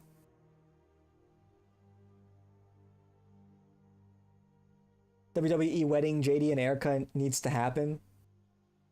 That would just be funny, honestly. That would just be funny. Chat, let's gather some wife options for Mello. She won. That's crazy. She's a crust. Is she like pushing 40? Yeah, she's married. Bridget Macron is Lisa McNear, Tucker's long-lost mom. Call Candace. Yeah, Candace needs to hear this. Dude, Candace is like... Dude, is it not just so obvious that she just got hard psyoped? She's like borderline fucking MK Ultra. Like, just think about this for a second. Not only does she suffer from like just chronic narcissism and inflated senses of like an inflated ego and sense of self-importance, but like, dude, it's like, okay, so let me get this straight. She makes her spiel not trusting the government, not trusting what people are saying, but she gets these insider scoops, these informants from within the government that she says she just blanketly doesn't trust. And these people are telling her that the Macrons are trying to get her killed and have like employed like special operations to try and carry it out. And she just takes it at face value. Like, do you think that doesn't even make sense from her own perspective? Like, dude, you know, there's like some like FBI agent, they're fucking laughing. They're having a ball. They're like, what can we get this crazy bitch to believe in next? You know? Like, she is the psyop. She's talking about psyops all day. She is the psyop. She got psyoped, and she's psyoping her whole fucking retarded audience. Ah, but what about the multi-dimensional energy weapons that disappeared the Malaysia flight? Yeah. Okay, yeah, you lost me there. Dude. Yeah, do not watch Candace. And, you know, the same thing for Tucker, man. Like, you have to care, in a sense, you have to care more about who these people are than, like, the arguments they're making or what they're saying. Because if you're not smart or perceptive enough, or if you don't care enough, then you will just get fooled time and time again. So, like, in this day and age, everything we know about Tucker, why would, like, who trusts this guy? If you still think Tucker is, like, on our side, it's like, you are a goy. You are like a dumb goy. Sorry. Now, maybe he can be useful or instrumentalized in some kind of way. That's a different thing. That's politics, okay? But people like legitimately think he's like on our side or something. Dude is I don't want to relitigate the whole thing, but it's like, I think we've seen enough. I really think we've seen enough at this point to not trust Tucker. Anyway. Erica Kirk was older than Charlie by like, what, 5 years? She's like 37. Charlie was, what, 36 years, I think. Right? Candace a hood rat? Yeah, she's not... Dude, she's just not smart. Blitzkrieg. I rest my case. George Farmer is changing his name to George Owens so people don't question their Tradcath family. Is that it? Are you fucking with me? Are you like, is that a joke? Is that's something like, would I believe that? Like, are you fucking with me right now? Or did you just pull that out of your ass? Please tell me, because that's something that actually sounds kind of believable. Are you just kidding? Okay. Because, you know, with that whole family,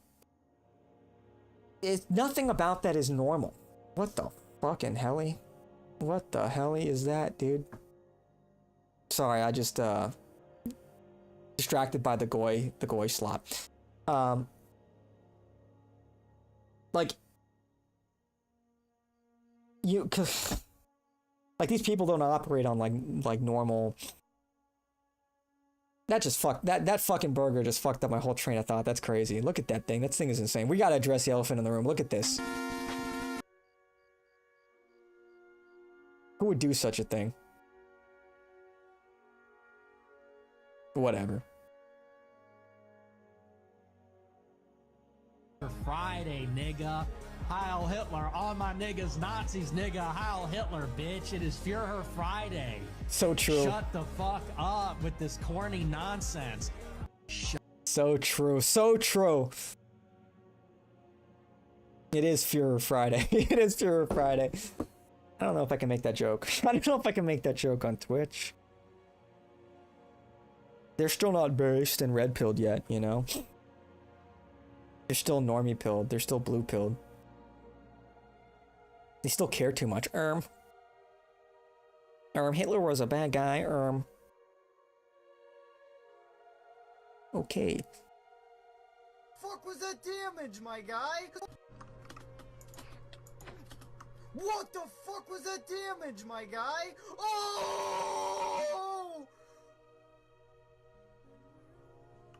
Oh! Bruh. Stupid. Yeah. Ща я тебе навешаю звездюлей, нахуй, еблан тупой. Нахуй. Сука! Блять! Гной, нахуй! Сюда иди, блядь! Сюда иди, блядь! Ща я тебе навешаю звездюлей. Stupid. It's just...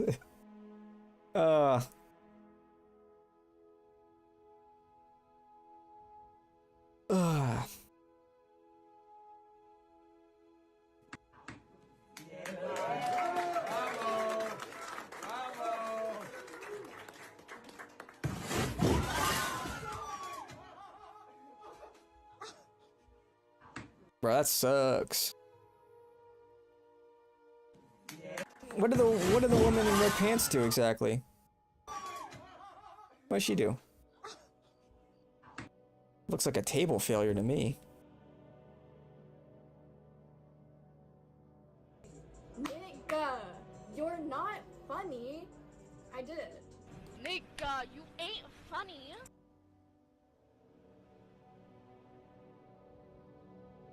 Isn't it like... It is just like you want to take your ball and just go home with it sometimes, you know? It's like now that normies are starting to get a little more base, it's like... You know? I don't even want to... You know, it's like I don't even want to say it anymore. I don't even want to say it anymore. Now now it's popular. It was my thing. It was my thing. I still want to say it, but, you know. Now everyone's saying it. It's just that it's not cool anymore. I don't want to do it anymore. Now everyone's edgy. It is kind of crazy, like people figuring out, like in the Big 25, people finally figured out or learned about edgy jokes and shit. You know, it's like Tucker Carlson go to Piers Morgan. Just say, I can't even say it on Twitch. Just say, hang on. Isn't that crazy? I can't say it. What? Hang on.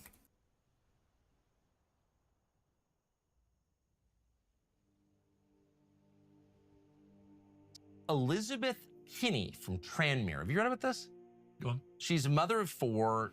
Elizabeth, I think she's is there a nurse. an abridged version? And she gets beaten up by her boyfriend. He beats her up. She goes to the hospital. And I don't want to sit there she 2 minutes. Someone, a buddy of hers, a friend of hers, a girlfriend of hers, and describes the man who beat her. The guy who beat her up is not arrested or convicted. And then she goes through this whole kabuki, which is now required, where she prostrates herself before the judge. I'm sorry, it was not a homophobic rant. By the way, you're allowed to be homophobic if you want in a free country. You can have any view you want. But no, because she used the word faggot, she's arrested, and the guy who punched her in the face was not. That story tells you everything. Well, I don't know that story. If it's exactly Daily Mail, baby. Okay. Pictures of her and everything. Not doubting it. I'm just saying I need to look into it. But if that is how you've told it, obviously it's ridiculous. Would you say the word faggot on camera? No. Why? Because you don't want to get arrested, do you? Doesn't want to be arrested. Because it's so harmful to people? No. Is it like gay bashing? What's wrong with that?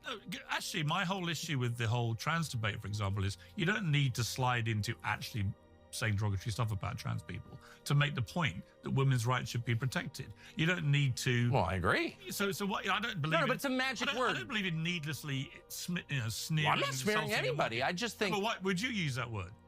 Faggot? Yeah. I just did. Yeah, but would you faggot, use faggot, faggot. Okay, but why? And I'm using it because you're not allowed to, because you're. I'm allowed to. Go ahead. I don't want to. Say, I love gay people. Faggot. I'm allowed to. I just choose not to. This chick just got arrested for it and convicted. Dude, it's like, yeah, I'll do you one better, Tucker. I'll do you one better. There's another word. There's another word. There's another word. Will you say that word, Tucker? Will you say that word? This isn't transgressive anymore, man. I'm thinking of another word. What is it? What is it? It starts with an N. What is it? What is the word? I can't. What is it? You're not edgy, Tucker. You're not edgy. Your tricks have no power here. I see through the lies of the Jedi. Where was this energy 10 years ago? Oh, look at me, I'm edgy. No, you're not. Nice try. Asian waifu was saying hard N, bundle of sticks, nugget with an F, cigarette. What word does it tell you? I can't. I can't. I can't. If I had my own network like Tucker Carlson, maybe, but I gotta play by the rules. I gotta play by the rules.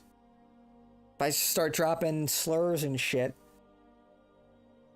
Also, it's like, you know, what am I, a fucking, what am I, some kind of zoo animal? Say the word, say the word. Fuck you, I'm not saying the word. Now I don't want to. Now I don't want to say the word. Now I don't want to. It's like based bait. It is. Look, he's based. He said it. Please. All right, yeah. Kumquat, you're not gonna reverse psychology me. Why do you want me to get banned? Hey, dickhead. Why do you want me to get banned? You know that'll just get me fucking like insta banned. You know, like the algorithm will just like pick up the voice recognition, me dropping an F slur or an N bomb or whatever, and I'll just get banned.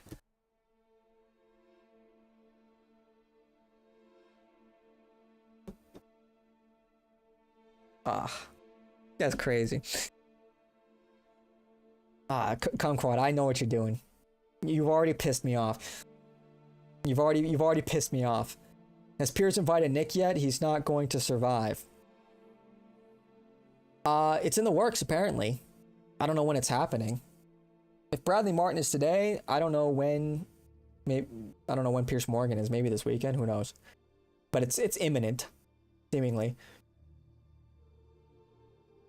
Kumquat gets banned all the time, though. Yeah, that's why I'm not taking his fucking advice. His advice sucks. He's gone through like 5 accounts. Because he has no filter, no impulse control. Maybe Kumquat really is black. I don't know. I don't know. It's just like, ah.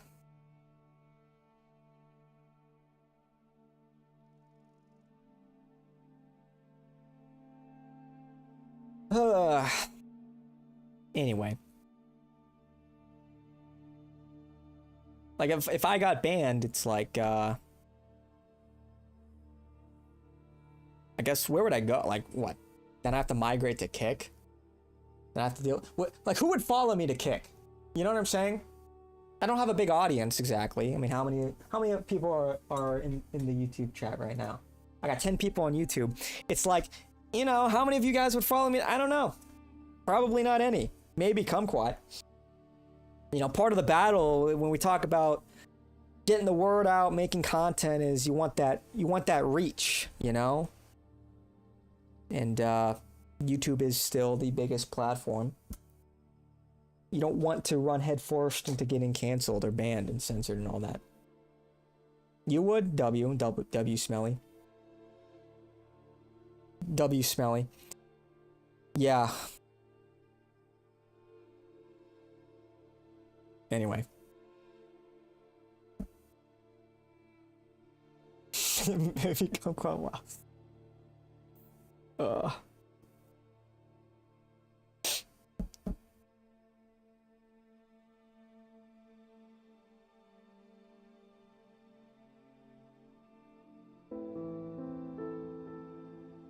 Dude, we're actually just goy scrolling right now.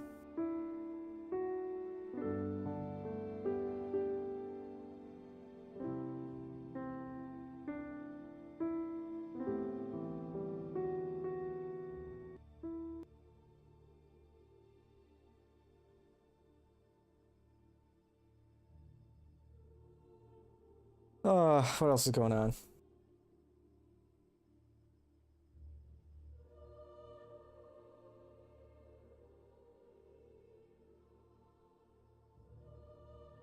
Yeah, the collab is imminent.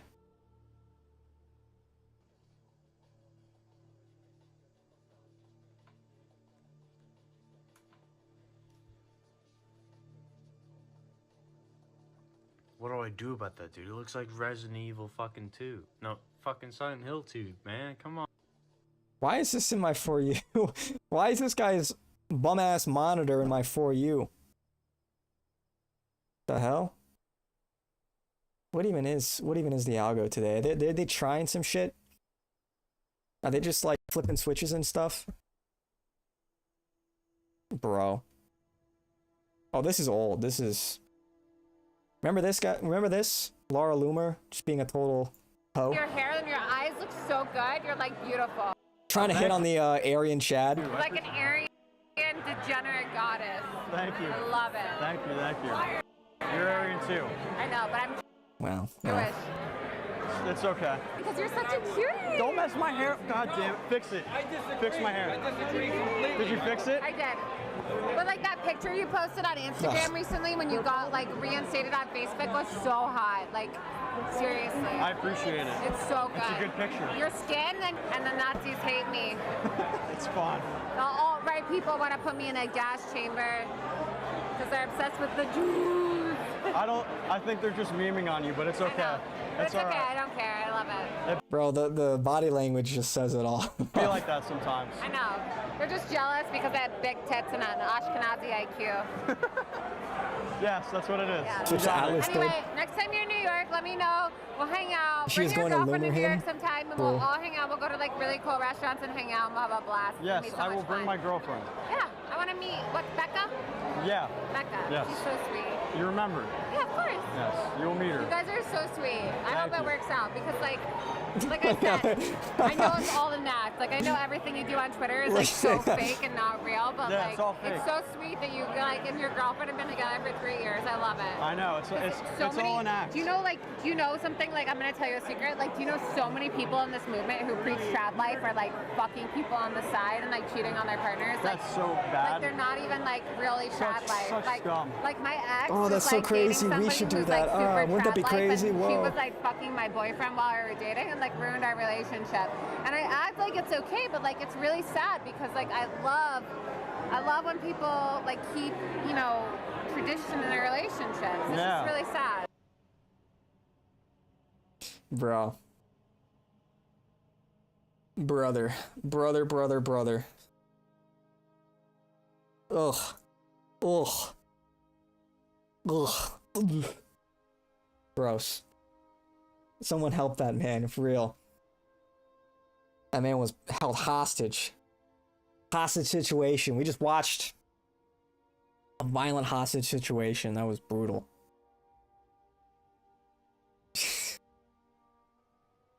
Yeah, she won't let go. Not the kind of grip you're looking for. Not the kind of grippy you're looking for. Yeesh. Oof.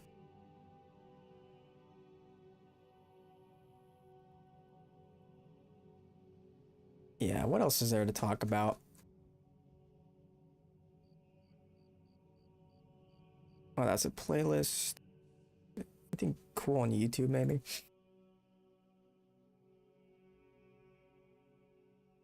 People talking about clavicular. Everyone's talking about clavicular now. All the gym bro YouTubers and shit.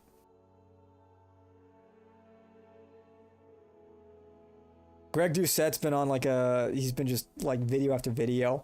Clavicular is out of control. He's fucking up his life.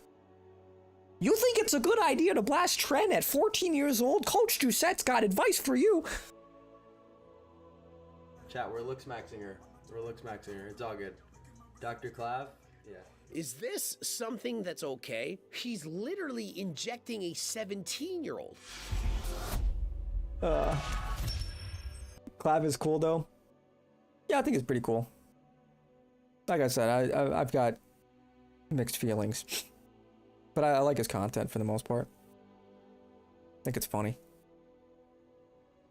Yeah, fuck it. Let's just react to that, I guess. Chat, we're looks maxing her. It's all good. Dr. Clav? Yeah.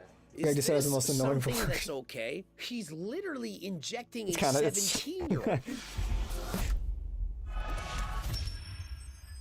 Coach Greg, in today's video, why you should looks max, or better put, what's wrong with you right now, and you need to do the following things, or essentially, you're a loser. Let's find out what we need to do. Based on anecdotes, based on numbers, that looks are the most important metric. It would be insane to not prioritize them. That's why I looks max.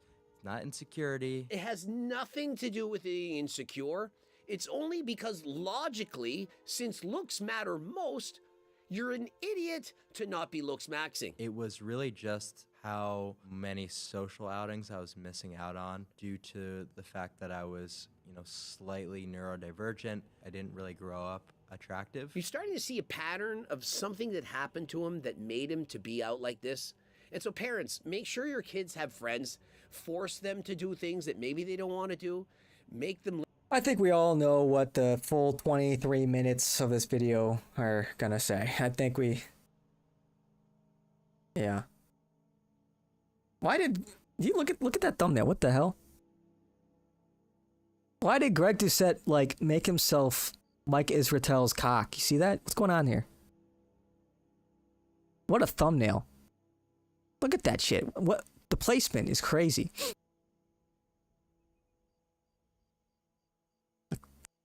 Anyway.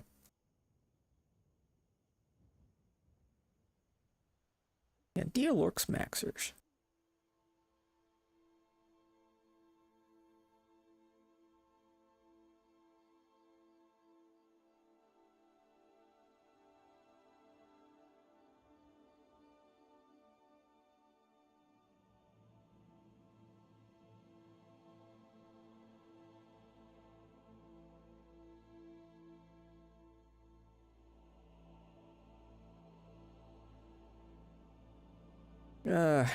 Yeah, just kind of a slow news day, huh?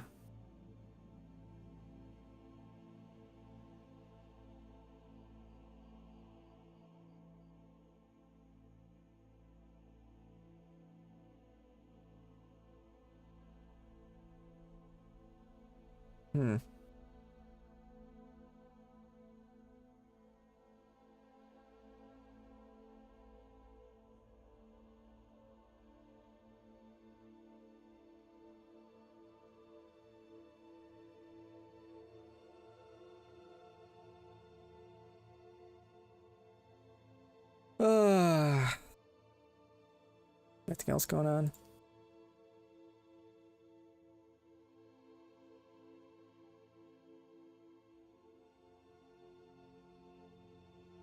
Oh, I heard about this. So now we're left with two guys that are left. Tucker Carlson and yeah, I'm going to say the word or the name, Nick Fuentes. Okay. Yeah, no, it's I have stopped censoring that Nick Fuentes mentioned since he's getting. That's so fucking gay. That's like, dude. He who shall not be, dude. What are we, fucking kindergarten? What is this? Fucking profile by the New York Times, you know? Yeah. So Tucker Carlson, I think, has a shot at actually meaning it. And so I'm not sure that I agree with you. You and I have had a private conversation about this many years ago, and I think I've been vindicated on this.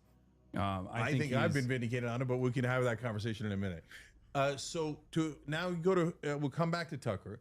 You go to Fuentes, and so he seemed to be a classic guy who's, to be fair to him, not hiding his nationalism, right?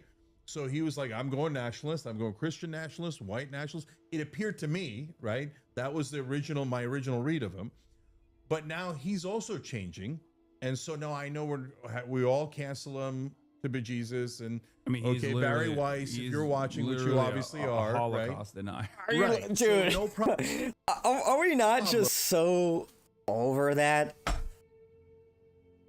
He's literally a Holocaust denier. Okay.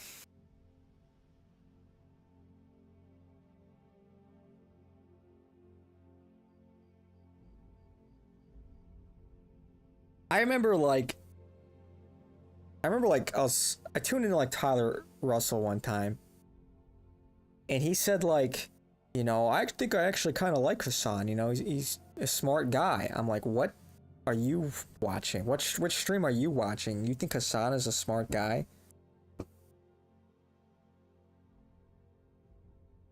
He just sounds retarded. The way he talks.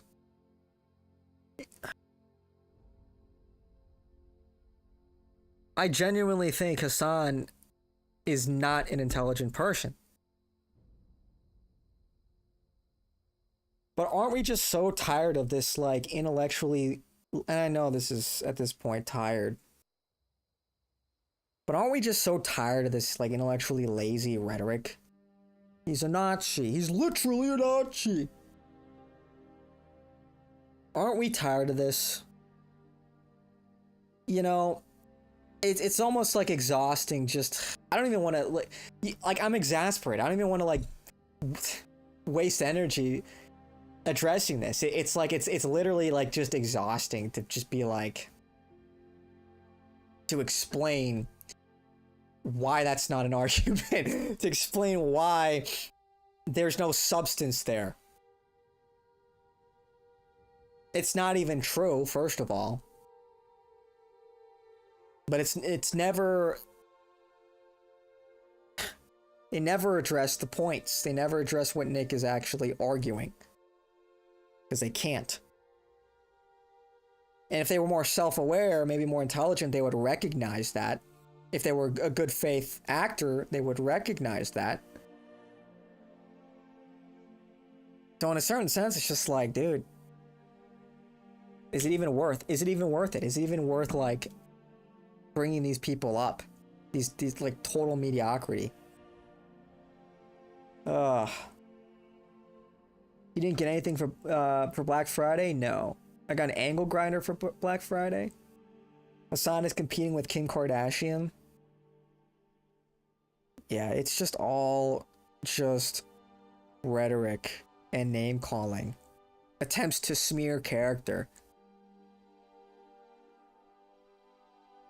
Aren't we tired of this? Haven't we had enough of this? Anyway. You deny the Holocaust, you say all these things. He's against race mixing. Well, yeah. I'm married to an Asian woman. What am I going to agree with that? Right? So obviously we're against all that.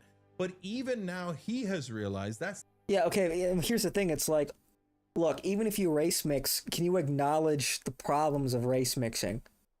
They never fucking do that. It's always like a defense of their own actions, their own life choices. a matter. It's just a matter of taste, and there are no consequences. And it is, in a sense, it's selfish, and it's very I would say narrow-minded.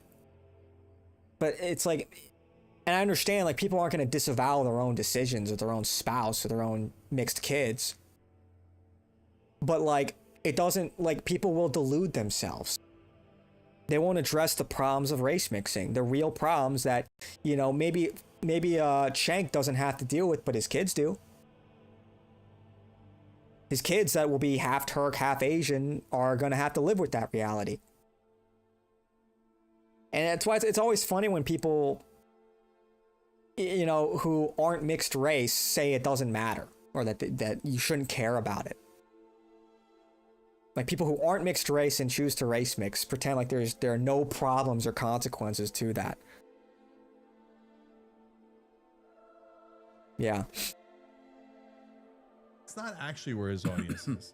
He's so whether it's Craven, I think he's a grifter. I think these guys are all grifters. Right. Whether it's Craven or not, whether they're grifters or not, even Fuentes is now saying, he said it just like 2 days ago, you know what? Maybe we put aside the racism and the cruelty and the abuse, right? Which is an amazing admission, by the way, that kind of is the direction they were going, right? And he says maybe we put that aside. I just don't to be able to unite with the left. I don't so believe I'm any not of these saying guys. yes to Fuentes. I'm just saying look at the tide moving. The tide is moving. Well, that is a mischaracterization of Nick's stance. Look, ultimately, man, people pretend like jokes, racist jokes on the fucking internet is like real world cruelty. You know what I'm saying? People pretend like making a joke at the expense of another race online or dropping the N-word here or there is the same thing as, like, you know, confronting a person in public and being cruel to them. It's always a mischaracterization. Moving towards populism because it's being driven by the audience. The audience wants real populism, so when they sense bullshit, they don't want it, and they're pushing in a better direction. So why is Tucker, now let's go to the heart of it, Tucker, right? Why is Tucker to me today different than he was on Fox News? Because on Fox News, he worked for corporate media, and he says it now himself. He says, yeah, I mean, there were certain things we were allowed to say, not allowed to say. I regret a lot of the things that I said on there. So now he's more tethered to the audience than he is to Rupert Murdoch. And so he tries to serve his audience better. And now he says wrong about Iraq, right? Wrong about war overall, wrong about a bunch of things, right? And by the way, have a lot of us on the left said as much as he has about all the things we're wrong about, right? No, I don't say that at all. See? So what my point is, not that he's right and we're wrong or anything along those lines, but he's at least making movements to go towards agreement. You're saying that there's a broader trend line that's moving in the direction of left politics, and that is the reason why the likes of Tucker Carlson are retriangulating their messaging. That's somewhat understandable, but I do think that Is Hassan sweating? Is that sweat on his forehead? I don't care for Tucker Carlson personally or Nick Fuentes, but I do care about changing the mindset of their audiences, because I find socially regressive politics and reactionary politics to be a distraction, and that anyone that does that to any degree is inherently reactionary and deliberately doing this because they want to move people's attention and focus away from the material inequities that they're— What the fuck is he talking about? facing, and away from so reactionary politics is a distraction from the material inequities. It's almost like you are reacting, as the name implies, to what is happening. What does that even mean, man? This is gobbledygook. If you watch Nick's show, first of all, he talks about the material inequity all the time. He talks about how, yeah, things are getting worse for American families all the fucking time. What is this goober talking about? steadfast approach to dealing with those problems. The steadfast approach. Oh, dude, this guy is. That is the reason why it's very easy for me to say all right-wingers in general are grifters, and even that moderation. That's just low. This is just low IQ. Yeah, all right-wingers are grifters. Look, there are a lot of right-wing grifters. There's a lot of left-wing grifters. But to say that, why? Because Nick has some reactionary politics. Don't you think you have reactionary politics? Don't you think you're engaging in a very similar way, just from the left and not the right? The lack of self-awareness is just astounding. It's just totally astounding. At least Shank seems a little more reasonable. But dude, like his nephew is just a brick. They're engaging with is them. Like Shank is sitting here like, okay. He's like, I don't think that really made a lot of sense. Simply but reading the room and recognizing that they have to offer some kind of what you call populism, some kind of what you call populism, what material solutions. Let me say two things. Some of which do it because they want to maintain their popularity. Some of which do it because they have a higher degree of priority. Dude, this guy, is everything just like the left-right dichotomy to him?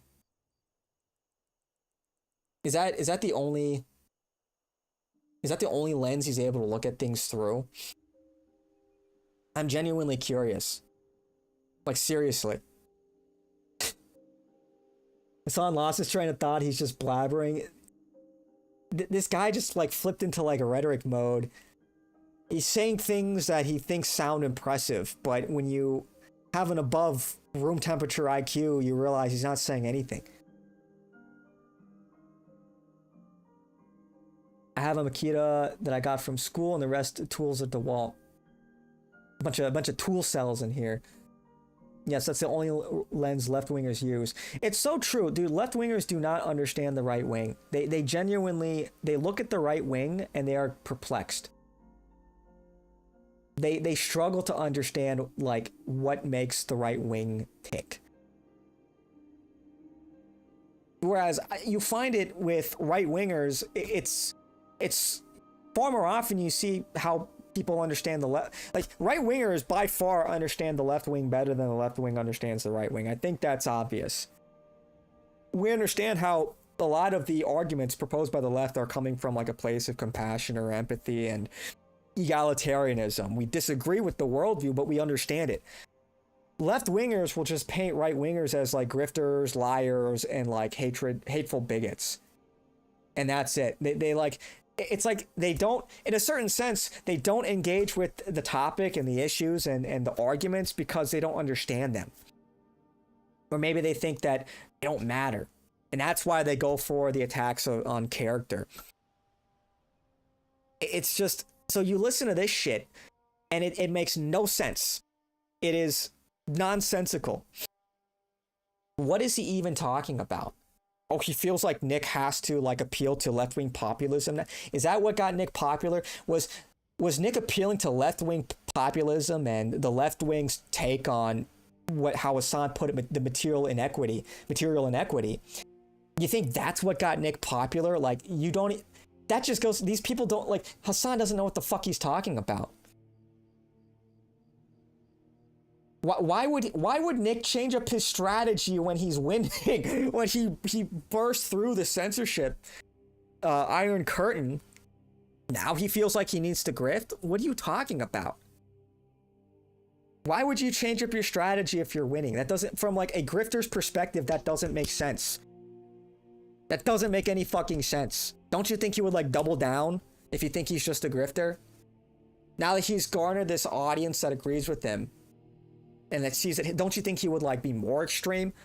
He would yes and he would one up himself if he really were a grifter. It's a lot of these other people that are falling in Nick's coattails that are grifters. Painful. It's just painful, dude.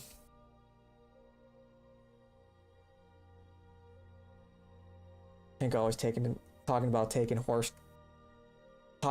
what we talking about? Hassan is incoherent. He's really struggling, and Shank isn't helping him.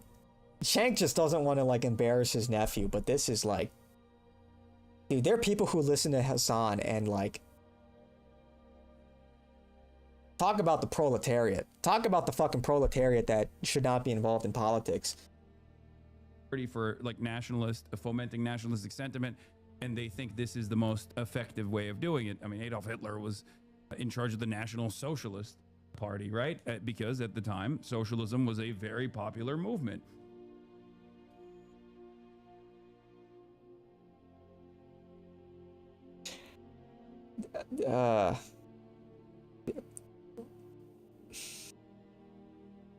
It's almost like he just betrayed his own point there. It's almost like these ideas might not be like necessarily universally left or right wing. First of all, National Socialism really had no root in Marxism. Even Hitler said as much.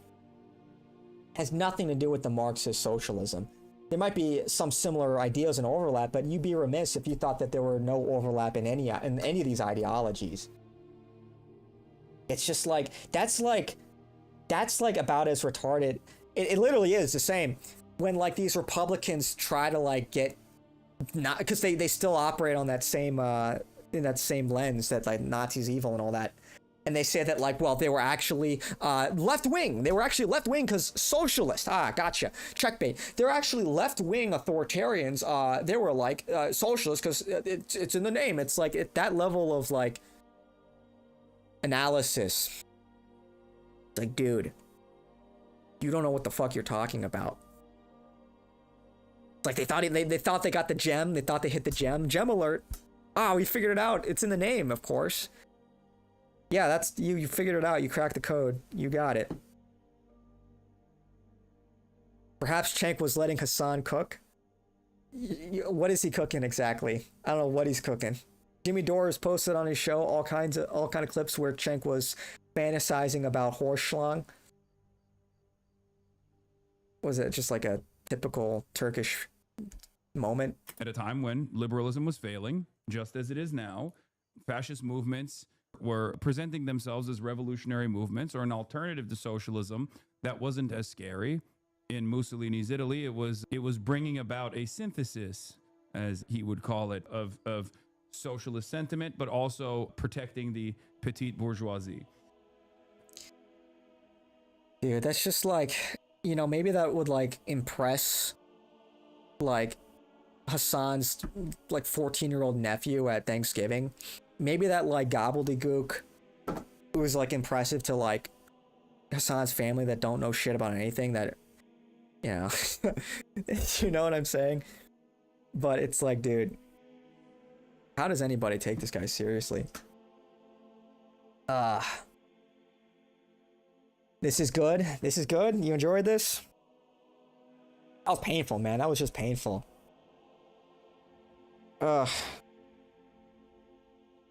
Ultimately, man,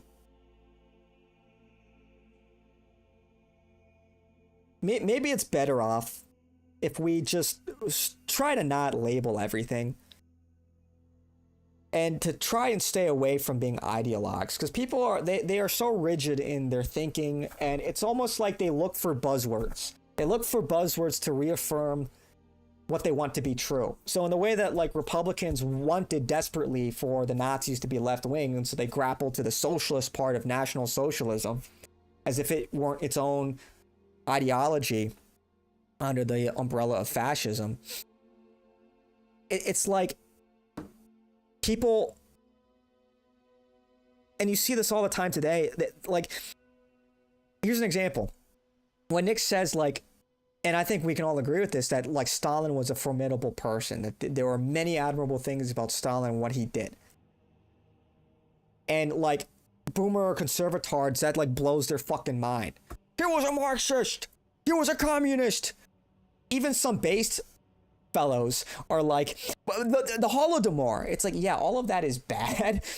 But you know, you're allowed to have nuanced opinions. You're allowed to look at something a little more, you know, from different perspectives. In the same way, like that same reaction, how is that any different from people like just clutching their pearls whenever Hitler's mentioned? You can't say Hitler said anything nice. The Holocaust, how is that any different?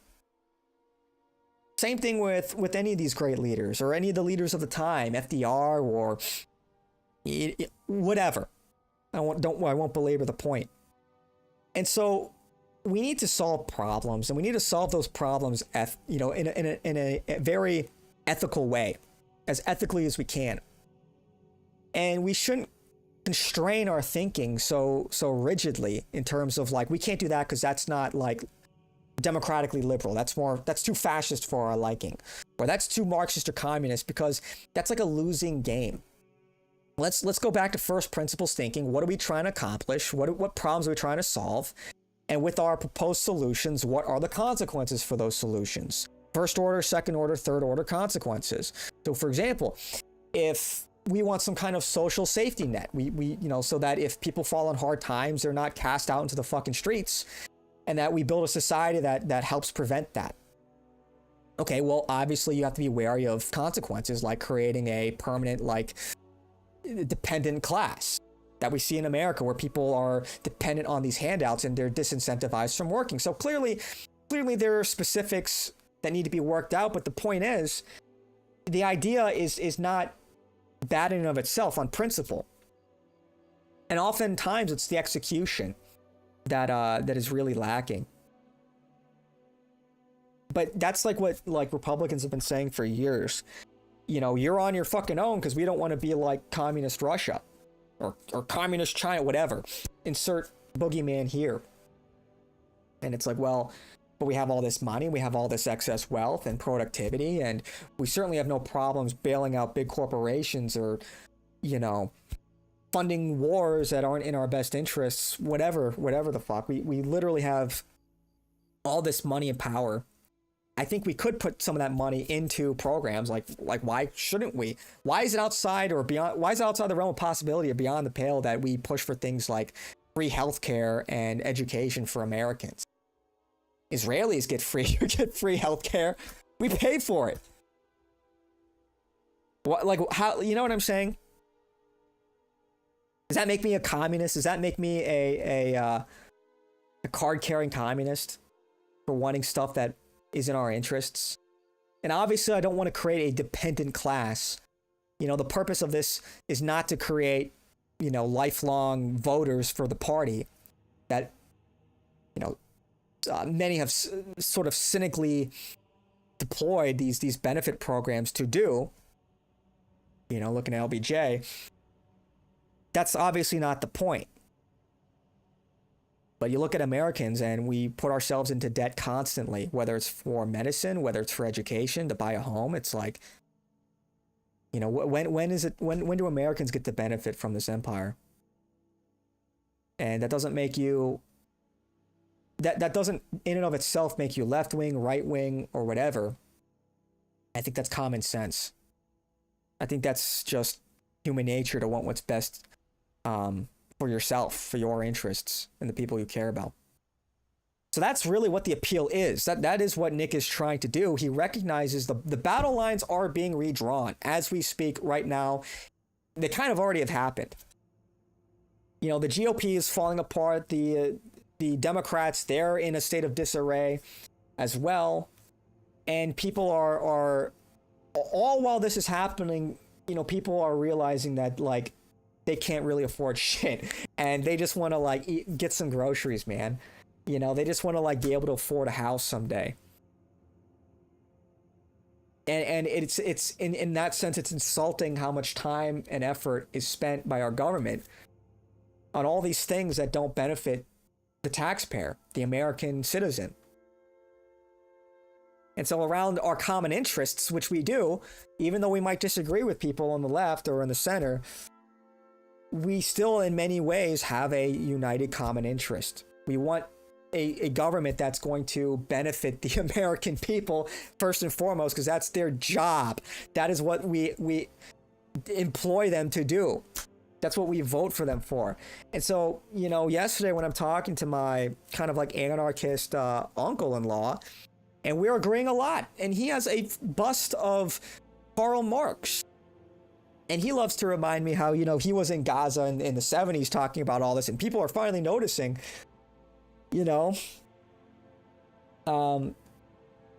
and we're agreeing on a lot. And whether I'm talking to him or I guess my more like centrist cousin, there's an agreement like, look, we want what's best for the American people. And there was just a consensus, there was like an air of consensus there. And so although, you know, he's left wing clearly and I'm right wing, obviously, regardless, we're in the same boat. So.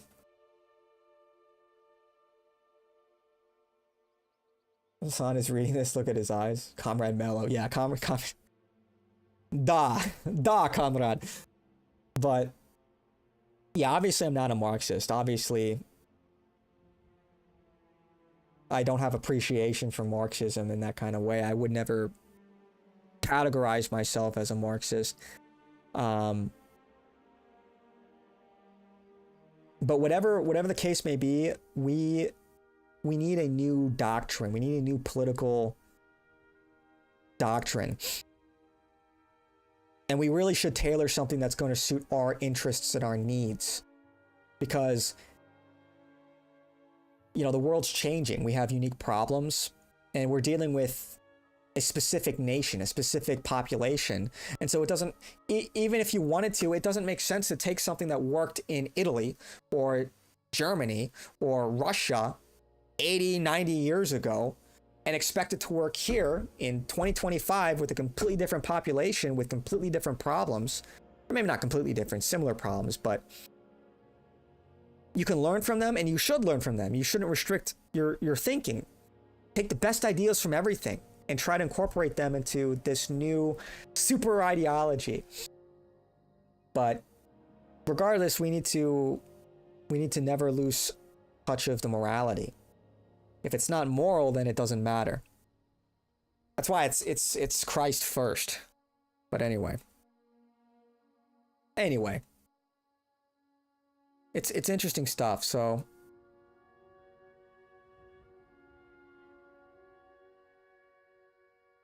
but that was pain. That was a painful watch. So now we're left with But somebody like Hassan will never fucking understand that.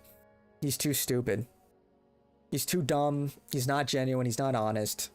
He's a degenerate. He will never see the utility in, like, I don't want to call it a new coalition because we're not compromising on anything. Like, the idea that Nick is grifting is just not true. Where's the compromise exactly?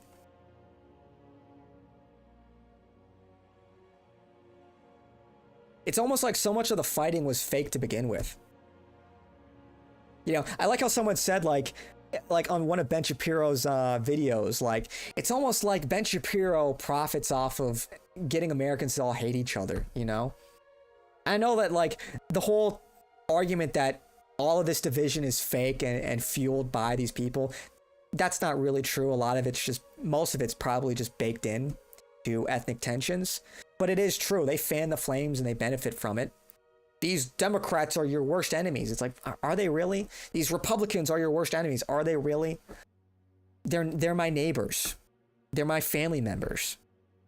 Okay, I think these problems, these disagreements are surmountable. But whatever.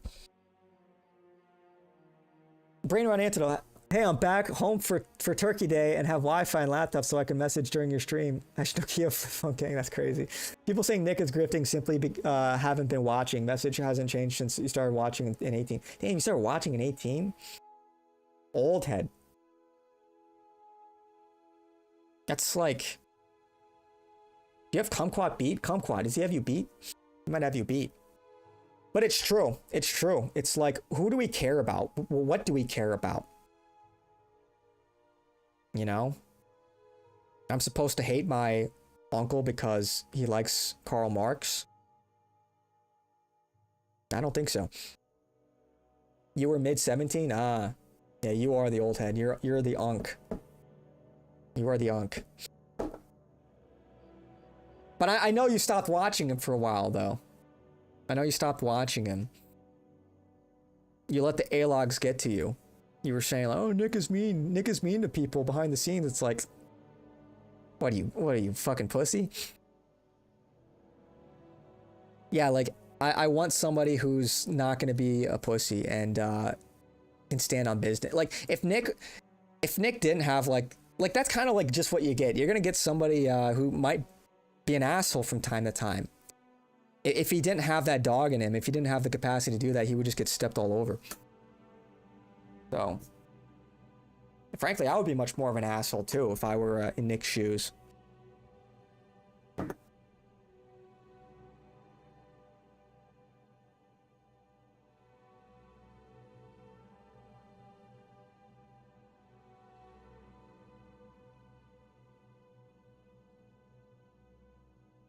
What even is my following? What is this? What am I fucking looking at? What are people posting?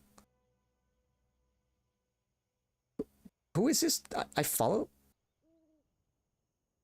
I don't even know who this is. When did I follow this guy?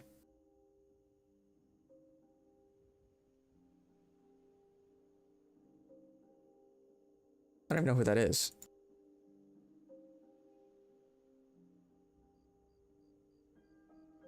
Let's refresh the old Twitter. It's going to be light showers with signs of... Don't say that! Oh, great! You made me lose my Fortnite match! Okay.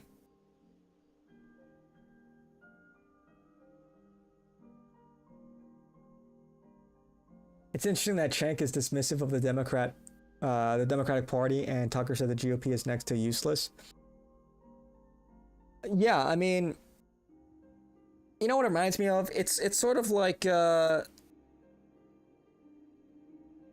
like controlled op. It's like the Tea Party. It just gets infiltrated by establishment shills. They'll say the right things. They'll posture. They'll pretend to be on your side. And then when a lot of these people, when they win their elections, they immediately sell out. Because they're not principled, they just see an opportunity. And a lot of people realize it's now politically expedient to say they're America first or regurgitate like a lot of this rhetoric. But it doesn't mean they actually have any intention of following through. I know that's not a hot take at all, but it just happens repeatedly. It's like, it's cyclical at this point. So that's why I think in a sense, it's better to be more cynical of a lot of these political operators. The onus is on them to prove their loyalty and what they're about. People want to like defend Tucker. Why exactly? Because he's popular. You've got to be willing to just like cut the rope, you know?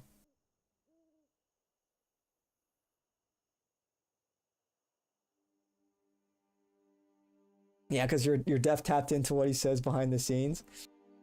That's what you said.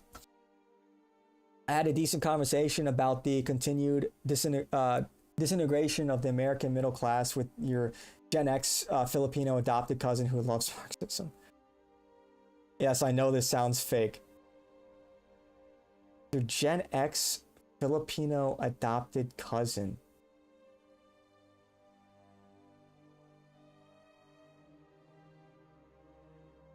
Gen X Filipino adopted cousin who loves Marxism. That's one hell of a sentence.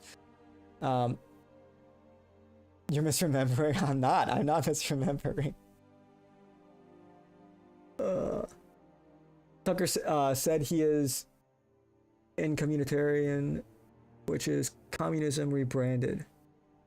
Is communitarian. I wonder if they're planning a dissident merger. I think it's all a matter of opportunity. You know, I think Tucker wants to tap into this energy, this AF energy. I do think that there's a high likelihood that they, you know, look.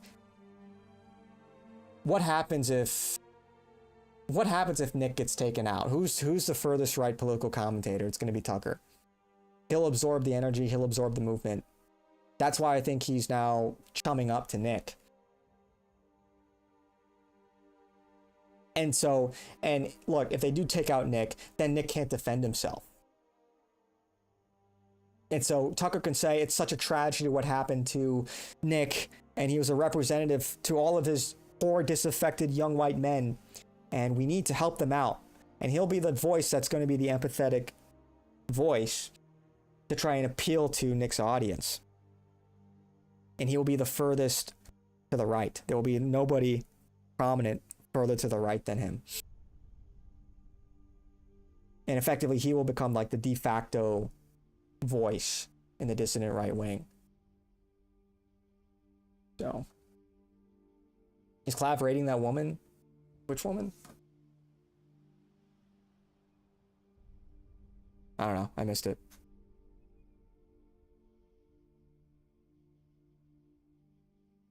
People are easily manipulated and leapfrogging takes. Yeah. We have Dollar Tree Nick, Nayland Haley. True. Yeah, dude. Where the hell did that guy come from? Are we gonna just ignore who your mom is? Is that what you want us to do? I'm out the window and she Let me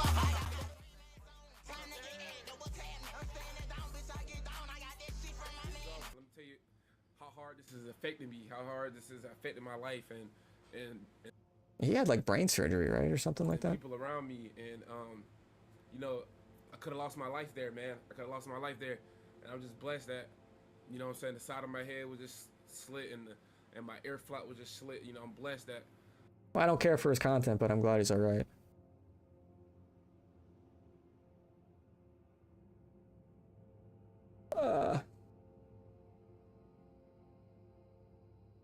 What is going on? Well, man, I'm gonna tell him that you're working on it and telling me the power supply.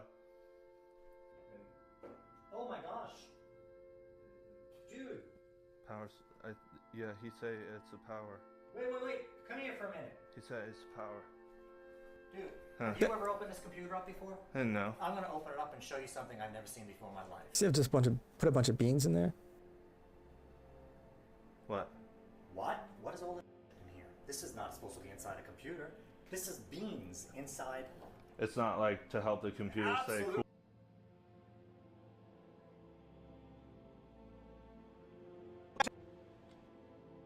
Thoughts on wearing an America First hat at my job and or around family at Christmas? Would obviously choose black colorway. As I work in Madison, Wisconsin around a slew of lib NPCs. I don't know your situation as well as you do. I don't know, it depends. It depends on like how volatile your situation is. Like if you work in corporate America, it's probably not a good idea. If you work in something that's like, you know, you're not going to get in trouble for wearing a hat like that, then probably fine. I guess in general, I would advise against it. Yeah, just in general. It's nice drip, don't get me wrong. But you just got to be careful. You don't want to lose your job, you know? Bro, chat, what the fuck is going on? Didn't meet any Goipers in Wisconsin? The whole state, surely. Bro, how the fuck does Twitch just run ads now, chat? Because I don't have ads on. Hey, Hamlin's came back to streaming today. It's cool. We hear you. We're sorry. We feel bad. It's too late for that now. You had your chance. They're listening now because now we have a voice. This is what Groiperism is. 5 fingers curled up in a fucking fist, punching the face of the system repeatedly. Not hands up, don't shoot. This is what we are. It's not to say we're only here to destroy, but we're gonna punch through all the bullshit. We're gonna punch through at 1,000,000 miles per hour all this nonsense, all the deception, all these little white lies, the omissions. We are gonna punch through it as hard as possible. And that's why, look, dude, that's why I don't care. Like, another reason, I don't care for Tucker. I don't care for Candace. You know, I remember who was there. I remember who was real, who was willing to hear Nick out, to entertain these ideas when they weren't popular, when they were risky. And now that everyone is hopping on board the America First train, because it's politically expedient, you have to remember that. You have to remember who was there, who showed up in the first place.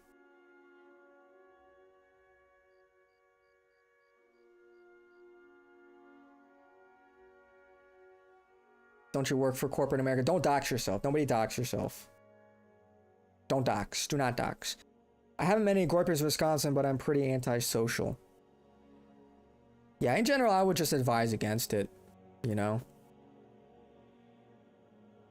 Maybe if you're traveling somewhere and nobody knows who you are or whatever. I don't know. I mean, look. I don't know. Use discretion. As for wearing the hat, I think none of us are willing to lose our jobs over wearing a hat when this movement doesn't have the legs we claim it does. Well, it's like, well, what do you gain out of wearing a hat, though? Is it worth your job? You know what I'm saying? I like understand what you're saying, but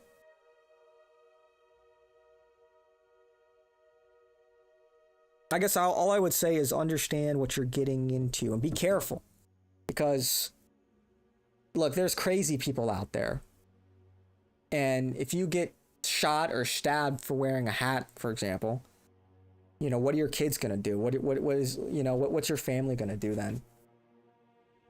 One thing if you have like no dependents or anything like that.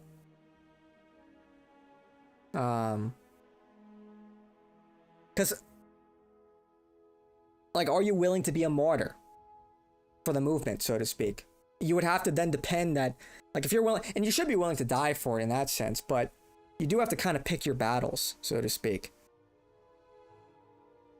Like, I would love it if we could all just wear our hats in public and not get harassed or canceled or fired or whatever. But we have to navigate this very tricky reality. And not everyone's going to be in the same situation. You could go years wearing the hat every single day out in public and not have a problem, versus another person that wears it one time and gets like their teeth kicked in or something, or fired from their job. So you have to make that decision for yourself. I can't really give you advice on that.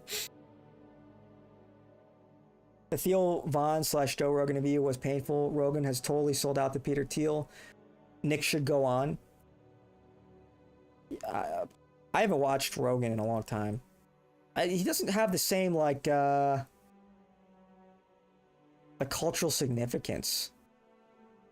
Who's really talking about Rogan? Does he still get the same viewership that he does, or at least he did? You gain losing your job. You gain pushing the movement forward. How though? If you're out of a job. How does it push the movement? Like, how does you losing a job to be a martyr for the movement actually tangibly help the movement, other than people will post about it on Twitter? Like, you can expect these things to happen. Like, look at the Gavin Wax case where, you know, a lot of the people were being too base in a group chat with Gavin Wax. He exposed them to, what was it? Was it the Daily Beast? Some left-wing publication. Got them all fired and blackballed. They'll never get a normal job in politics again. Whereas they could have been flying under the radar to actually work on policy, to actually, you know, be an instrument. But now they're out. They're out. They'll never get back in, and there's a larger microscope observing the personnel that are now infiltrating these groups, and they're now actively looking for Groypers. They are trying to kick Groypers out of the GOP. They're terrified.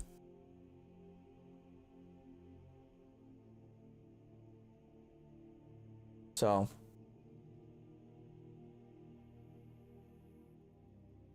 Brain, it's not 2015. No need to show your power level. Yeah, I would say let Nick be the guy who's gonna do all that. He's already took the slings and arrows. Yeah. I know it's frustrating. It's not what people want to hear. It's not fun. You know, I think everybody gets animated and they want to fight in a very, like, outward way. But,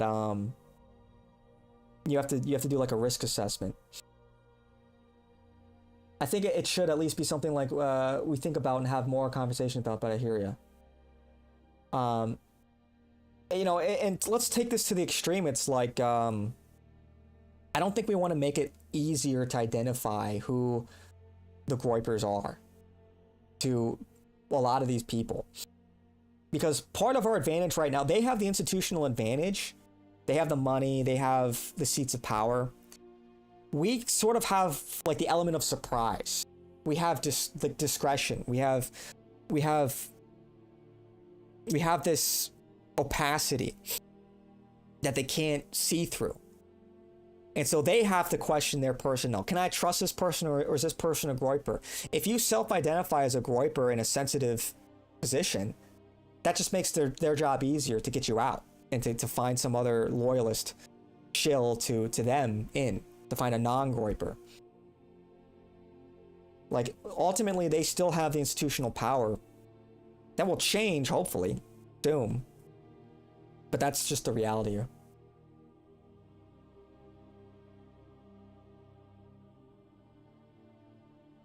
Oh, Nick should not go on Joe Rogan. It's at the point where Nick is so massive, and it was this way before, where Nick was the thought leader, but it's now it's on everybody's radar that Nick is the guy that is the voice. He is the new gatekeeper, and he can pick and choose who he wants to give credibility to. And so a lot of these people have recognized that. And that's I would say the thrust of why Tucker did this about face, because he realized he couldn't ignore Nick anymore. He knew that he wouldn't win a debate with him. He tried to throw some of these accusations at him. It blew up in his face. And so he tried a different approach. He tried to be friendly towards him and try to stab him in the back in that way, try to undermine him as he ran parallel to Nick. So I don't think he even needs Rogan at this point. It would be an interesting conversation, I'm sure. But, and there's utility in that happening. Like, I think Rogan would probably be more receptive, a better platform than, like Trigonometry would. I don't think he really gains a lot out of that. But anyway. Yeah, look at Proud Boys, yeah. Look at Proud Boys, look at Patriot Front. And those are extreme examples of like uniform marches and shit. But don't make the feds, don't make their job easier. Seriously. The feds don't make, HR, don't make their job easier to like get rid of all these racist bigots. You know what I'm saying?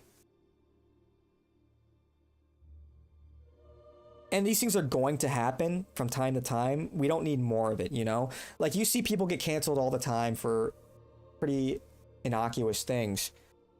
At least things we find innocuous. I don't think we need to add on to that. I don't think we should be rushing to martyrdom. So. My era is mostly right-wing boomers, so when I wear my hat, it goes under the radar. The boomer Waffen, yeah. But anyway. Yeah, it's just...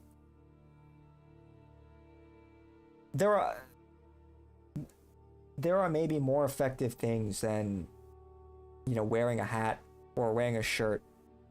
And we all wish we could do those things freely. But I would say the benefit of that is very limited. It might show that things are changing, maybe engender a level of confidence within the movement to see more of this frequently out in public, and that's a good thing. It's a sign that things are changing, but things haven't totally changed yet, and we can expect a reaction from the establishment. Action, reaction, action, reaction. And I think they will clamp down harder than ever, and we'll see how it pans out. But like, I don't think the movement's gonna fail if people don't wear their hat, Anyway. Rogan would lose his Spotify deal. Maybe not though. Dude, maybe. But also, he is the biggest, I think he's still the biggest podcast by far. He has a multi-$100 million contract. I don't think it's as risky as it was before, because public opinion is changing. So.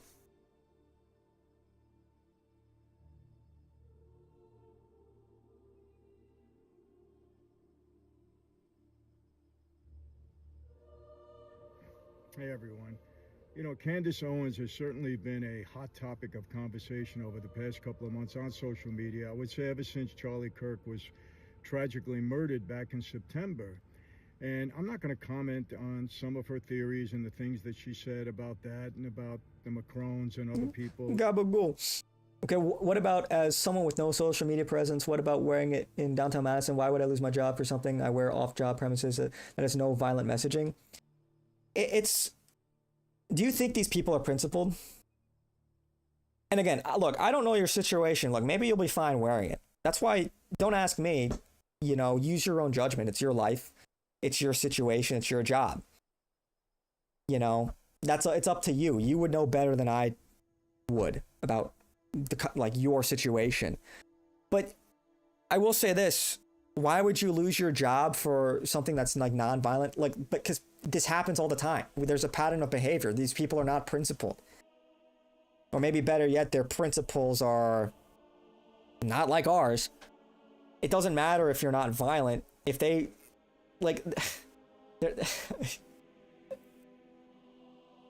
have we not seen this play out time and time again? It's like that one kid, what is his name, that did nothing but smile. He was like near the Lincoln Memorial in DC, and some news station tried to cancel him. He won his lawsuit, but a lot of people got fired for wearing MAGA hats. A lot of people got fired for what they posted on social media that weren't violent. So I don't know, do a cost-benefit analysis, you know?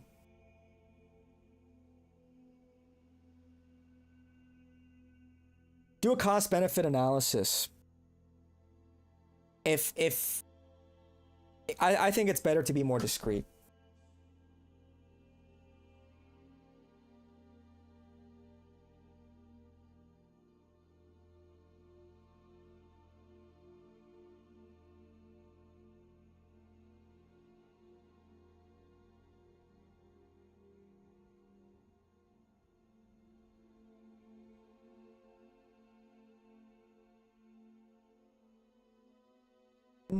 Yeah, Nicholas Sandman. That was his name.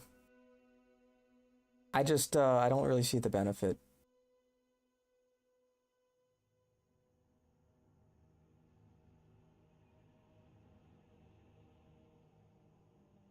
You know, if that's what her thing is, then that's what her thing is. She certainly, you know, seemed to want to become the #1 podcaster, so she created a lot of... You're tall, Giga Chad, huge red beard, Madisonian liberals can suck your dick. Go for it, man. If you're dead set on it, then just, you know, it sounds like you've already made up your mind. Like I said, a lot of people could probably get away with wearing the hat. But there's only so much advice I could really give you, you know, that isn't just general. Because I don't know your situation as well as you do. It's kind of like when people super chat Nick and they ask for like specific advice on like what they should do about like, I don't know, like a career path. And it's like, how could Nick possibly have all the context and information required to like give good advice? It isn't just general, you know? You're here for me to talk you off the ledge. Then don't do it. Just don't. Like, nothing ultimately changes in your life if you don't wear the hat.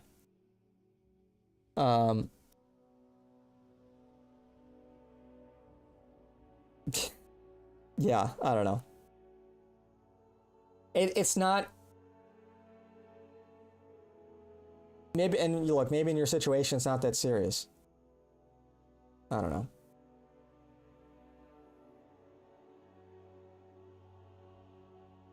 What did this goober say about Nick? This guy? No, I'm just in... I don't think anyone said anything about Nick, right?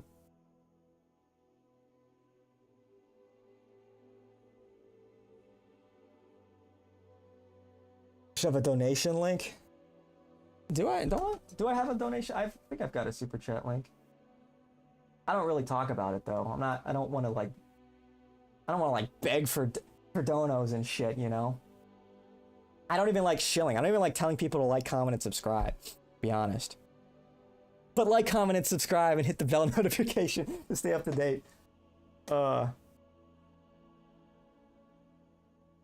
Anyway.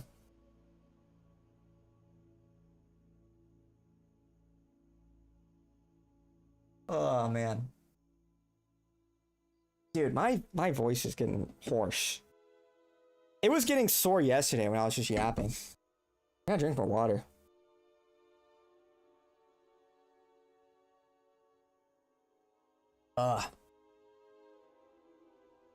Anyway. Controversy, that's what does it, it seems. But here's what I have to say. Her husband, why would he allow her to do this? Because she is really getting a lot of hate mail. A lot of people are turning on her. Yeah. Really putting her in a situation where people are hating on her. Why would you allow your wife to be put in that position? I would never put my wife in that position. True. True. Is this not what Nick said like two nights ago? You're just setting your wife up for failure. It's like the whole idea of feminism. It's like you are setting up women to just crash and fucking burn. You should wear 2 hats and a t-shirt. Shit. Why don't I wear like a fucking like chicken outfit or something too while I'm at it?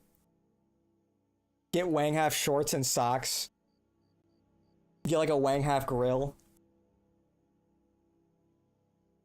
Oh man. I have like the headphone dent. That's crazy. Yeah.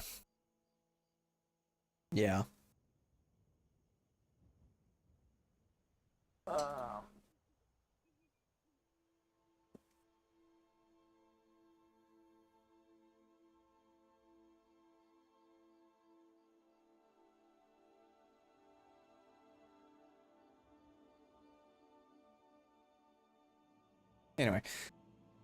Oh, man. I'm getting kind of want like some ice cream or something. Kind of getting in the mood for some ice cream.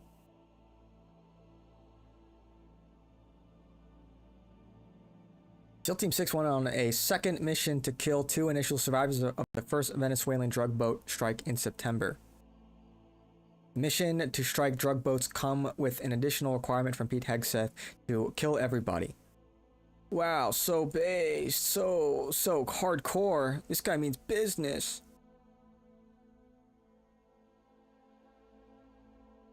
What is this?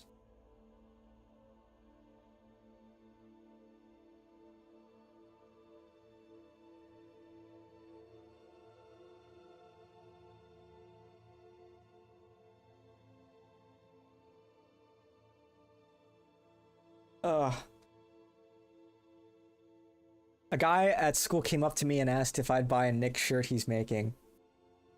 I said I can't outsource the movement. That's the correct answer.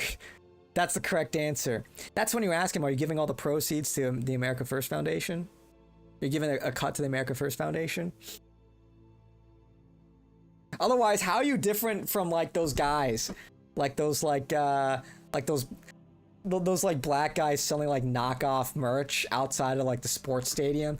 Hey, you guys like the White Sox, right? Hey, I got a shirt here, $20. $20. You guys like the White Sox, right? Just like have a bunch of like fucking loose shirts draped over his arm and shit. How, like, you know, like how to make you any better than that?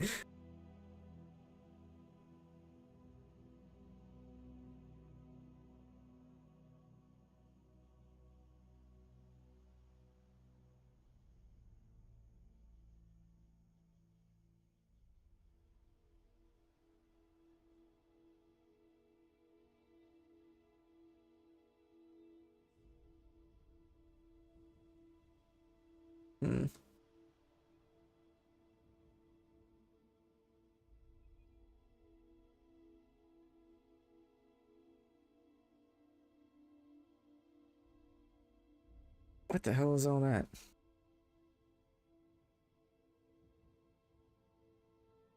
Was he rubbing his hands? Hello, fellow Groypers. I have a business proposal. We can make a lot of money together. Let's help get the word out. Let's support Nick here. I have an idea. See what else is going on. Have a slow day, huh? I'm really, nothing else to really talk about, I guess. Nothing really pertinent. We're just blabbering, we're just yapping, shooting the shit, hanging out. Oh, Sargon of Akkad talking about Nick. Yeah, this will be So riveting. it's becoming apparent to people in the mainstream that a significant percentage of young men have been radicalized towards the right.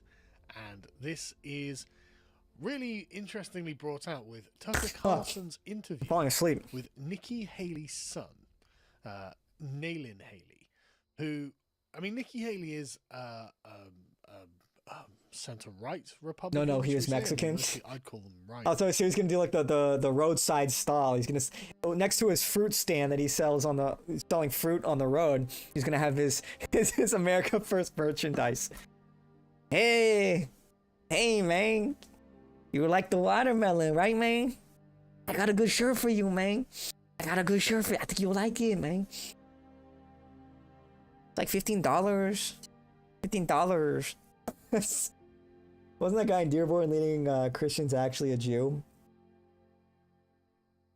Something like that. Play the Clav and Fit clip. Oh, was there another? Yeah, do we care about Sargon? This isn't a... Okay, first of all, MGO, this isn't a clip. This is a fucking 2-hour podcast. Alright? This is not a clip. This is a 2-hour clip. Yeah, let's watch a 2-hour clip. I'm working 16 hours a day. That's getting me to that top percentile income, but I don't have the time to offer up those first experiences to girls. How do you kind of deal with that? You're 19, bro. You got the whole world ahead of you. For you to try to take a girl seriously now at this point, she's only going to hold you back. You should just continue to keep killing it like you are. I think young men should never be under the pressure to find a serious relationship like women are. I think our sexual market value has a far longer shelf life than women do. So I think it's her job to try to find a guy when she's 19 and at her peak of sexual market value. But for you, bro, you're going to just keep going up and up. I would say stay away from any type of serious relationship now, especially since you're famous. So I think keep doing what you're doing, man, and keep killing. This is very, very interesting, Sargon. Dude, that's like the extent of so much of this commentary. Why are right-wing men becoming radicalized and following Nick? This is very interesting. Oh, I'm sorry, Sargon. Were you saying something, Sargon? Were you saying something?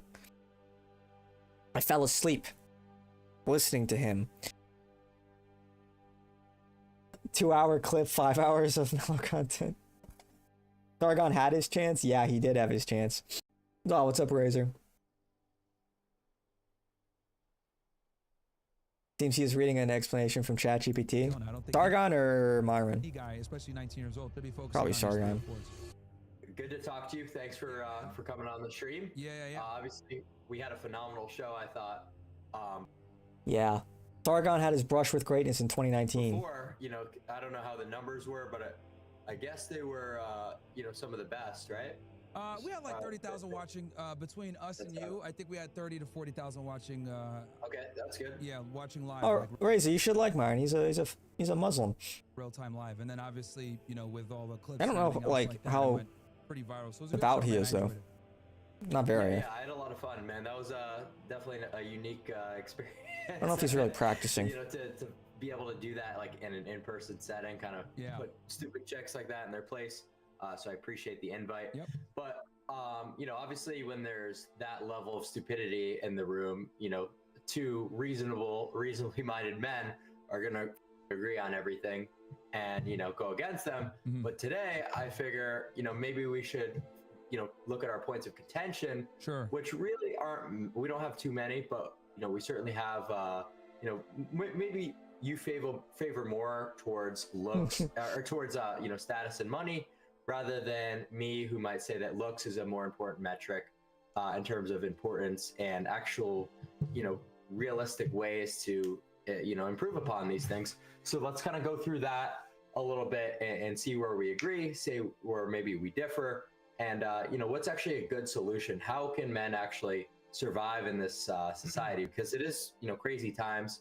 I've never seen anything like the society we live in. Looking at sociology for the past 200 years or whatever, this is insane. The hypergamy and specifically the female delusion calculator, dude. Like when we put that in and then we weigh up like the actual looks percentile or just percentile overall of all these women. Working 16 hours a day is really a lot. Yeah, certainly. Probably I don't know what Clav's day looks like. So large. I don't know what he does in 16 hours. You know, what do you think about that? Like, how can men actually close this gap? Well, I think guys need to understand the reason why women are so hypergamous nowadays is because they can be, right? With the explosion of social media, internet. She's the one still gets you. Now than ever before. And what that's allowed is it's allowed the ugly side of hypergamy to rear its face, which is basically women have this perpetual mindset that the grass is greener on the other side. And, you know, they'll be with the guy that they're with, right? He fulfills a lot of their wants and requirements, but they'll look at something on Instagram or on TikTok and they'll see another girl getting more or another guy that's offering a better opportunity, a better experience. And what ends up happening is women, if they feel like they can do better, they will, right? And the issue here is that a lot of women have a problem with the chapters here. Men that actually want to really court them and date them and take them seriously versus men that are simply giving them attention with the goal of getting sex. Women are... Okay, I have to ask you guys, like...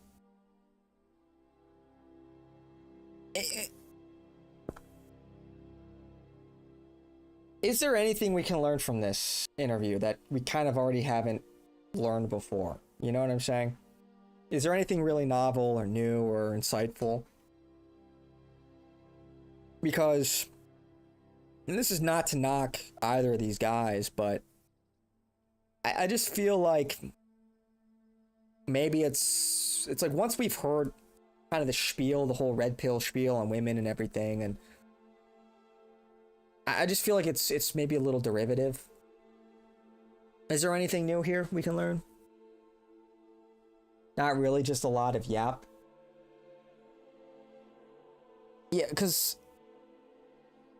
like, let's just go through this point by point. Hypergamy on steroids, how women run the dating market. I mean, I think we all know at this point. The access, Instagram, the dating apps. That one I think we've figured out. Dating advice for unattractive men and how to deal with hoflation. Kind of rough for you. It's kind of rough. You're just going to have to look smacks and make more money and have more status and clout. But, you know, the black pill is it's kind of over for you. It's going to be very difficult. Not impossible. It's still possible, but it's definitely an uphill battle. Become a complete package? Certainly. That's Faustian. Make money, get in good shape, try to look as good as possible, be successful. But that's why you have to focus on yourself. Point of this, I guess to summarize this far, it's like, you know, build yourself up, become the best guy you can be. Don't pedestalize women, don't chase women. Focus on yourself first. And as successful and as well-rounded as you will become, it's like, yeah, women will pick up on that. And so you don't really have to worry about that. Women only respect these kinds of men. Yeah, don't be a simp. How Jeffrey Epstein used social proof to run his pedo ring. This goes back to the Nick clip where Epstein was the coolest guy around. Like, yeah, who doesn't want to spend a weekend at his private island, flying there on his private jet with all these hot women? On paper, that sounds pretty sick. Are you going to be the square that asks, hey, are these women of age? Or is it just assumed? Looks, money, or status, what matters the most to women? This might actually be interesting. Let's see what they have to say. And he has a bunch of models there. People are going to want to know who he is. Oh, come to my ranch in New Mexico. Oh, come to meet me in West Palm Beach. Oh, come to my house in France, in New York City. So he has, you know. I was looking for a bigger bone of contention. This is too tiny. They might have some contention here. It seems he's reading something while not explaining how to deal with it. It looks like he's just learning how to lose your mind. Or it just looks like I'm just learning how to lose my mind. I'm not sure what you mean by that. Some people look off to the side when they're recalling information. I don't think he's reading. Oh shit. Paying the gay away for my earlier diatribe about wearing a hat. Oh, hey. Thanks for the $10, Brain. Appreciate that. Hey, don't worry about it. Don't worry about it. Don't worry about it. It's... people, you know, it's an ongoing discussion. I think the hats are sick, though. I think the merch is sick. But just be careful out there, you know? It's a dangerous, scary world. Yeah, I heard from Paul Town, and this is obviously true. This is a long time ago. part of your goal in life, one of your goals in life, and this is true for absolutely everybody, is you need to prevent these fucking savages from killing you and your family. Like, you need to not let these freaks, godless, degenerate, murderous people, they're out there, these psychopaths, from killing you and your family. And that's not to say be a fucking pussy, but it is to say pick your battles, you know? Choose them very carefully. And so, like me, being smart and resourceful and may or may not be armed, I don't want to answer that, I would be very hesitant to like go on like public transit in the city if I can avoid it. I don't want to prove a point. I don't want to seek confrontation. The best fight, doesn't matter if you're a Giga Chad, it doesn't matter how trained you are. The best fight is a fight you walk away from. And the best way to ensure that is you never get into a fight in the first place. Again, that's not saying we should all be pussies, but anyway, I don't want to belabor the point. But I appreciate the $10. Yes. Yes, it's all coming. It's all going according to plan. Clav's thinking is right, but it's missing life experiences. Yeah, I mean, I think people forget he's 19 years old. I don't want to big bro him like that, but that's why, you know, there are things I disagree with him on. I don't want to go too hard on him. You feel me? You smell me? Well, we don't benefit from discussing the same thing without providing solutions to the problem we originally talked about, do we? Isn't this a waste of time? You weren't here, Razor, but I mentioned earlier what the solution is. And in short, the Giga Chads need to stop fucking around with hoes. That's kind of like the long and short of it. As long as people like Clav and Myron, and I'm not trying to hate on them, but as long as they keep like running through hoes, you're creating more hoes. You're creating a market for hoes. It's like kind of vindicating their bad behavior. Like, yeah, they'll put up with being called like dumb sluts, but they're still getting piped down at the end of the day. Can they tell the difference between the two? Not really. Women cry all the time about how like they can't get men to settle down and take them seriously when like the answer is right in their face. Like, well, you were a hoe. Like, you know what I'm saying? It's like the logic they just can't pick up on. And so it does kind of come down to men. And I know it sucks to blame men all the time, but you got to be responsible. With great power comes great responsibility. If you're a Chad, you got to be responsible with your power. I think of that story of this one, I think he's Italian, this one Italian male model. He was like one of the most attractive guys in Italy. And he gave it all up to become a priest. To become a Catholic priest. I'm like, that's a fucking W right there. He had his priorities straight. And it is like this idea, we need to be in service of a greater good. And my appeal to somebody like, you know, like Clav or Myron, who I don't think are the most devout people, is like, you know, maybe you don't believe in God, okay? But you can understand there are consequences for your actions. And that if you want to shape society, you can shape it through your actions. And everything you do has consequences, positive and negative, intended and unintended. And so you can't just think about how society sucks, let's fuck these hoes because they suck, and we're not going to change anything. It's like, okay, yeah, you're just making the problem, you're just perpetuating the problem. I know that's not what people want to hear, it's not the fun answer. But look, man, it's like, yeah, being a degenerate is probably pretty fun at times. It's probably pretty fun, you know, going on like a weekend bender, doing a bunch of like drugs, running through a bunch of hoes in like some exotic place or whatever, and partying all the fucking time. Yeah, that's probably pretty fun, at least in the moment. That doesn't mean it's good. And so that's where responsibility... I know this is not what people want to hear. I know people are going to hear this and be like, you're square. I want to fuck my hoes. Damn it. Don't take that from me. But, yeah, it's... You just have to kind of ignore women and not... Like, your goal should be more than just getting pussy, you know? Anyway. He's packing. Don't be the zebra with the red dot on its back. Yes. I think we put that topic to bed. Discussions. These are always the topics of the podcast. They raise the same problems without providing solutions. It's like identifying the problem without treating it. But yeah, that's what I'm saying. Look, and I don't want to hate on these guys, but let's be a little more high. Let's operate on a bit of a higher frequency, you know?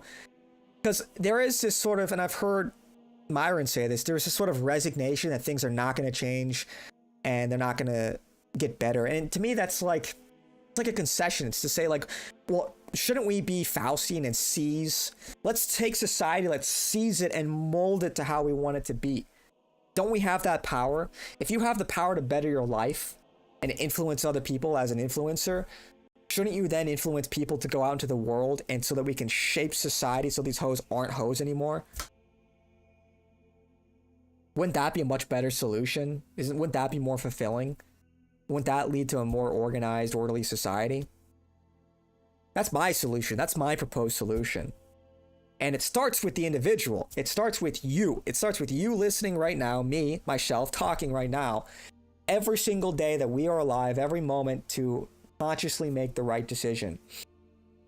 Even when nobody's watching. I know. I'm not here on my fucking soapbox, on my high horse to, you know, wag my finger at people. We are all in the dirt at the same time. We're all sinners. I'm not saying I'm better than anyone else, but we need to try. We need to try to be better than our yesterday's self. That's what really matters. We need to try, at least try, you know? And you realize how few people are trying. That's sad. Hoes and clankers, yeah. We need to take a step forward to make it more beneficial. Yeah, certainly making it like more socially acceptable. That's why one of the things I love about Nick's movement is, you know, how do I say this without making it sound gay? But he is like making it cool, you know, through his own personality. He's making it a lot more socially acceptable to not engage in degeneracy. And by contrast, he's making it more socially unacceptable to engage in degeneracy. So that's where it starts. That's why I also say you need to like bully your friends that are simps. But also you need to bully your friends that are like closeted simps. They go through the whole rigmarole. They go to the gym. They make money just to appeal more to women. It's like that is still, you're not 100% of the way there. It's better, but you're not 100% of the way there. You still don't quite get it. And maybe most people aren't going to get it. Maybe most guys aren't going to get exactly what I'm talking about. Because I think most people are probably chained to their carnal desires. And it is very hard to sort of decouple yourself from that. Again, I'm not saying I'm better than anybody else.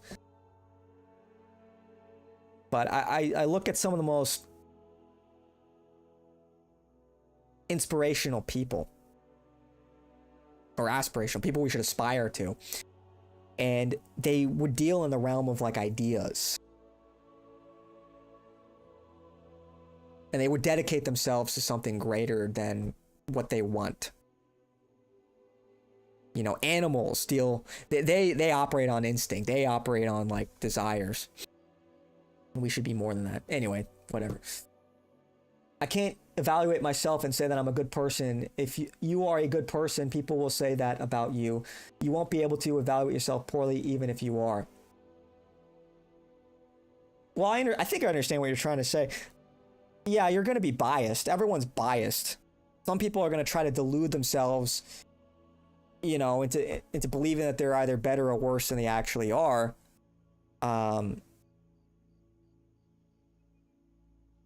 I don't know. That's why maybe it's better to just like pray on it, ask for guidance from God, and try to look at things objectively. You'd be surprised at the kind of like mental gymnastics people go through to justify certain behavior.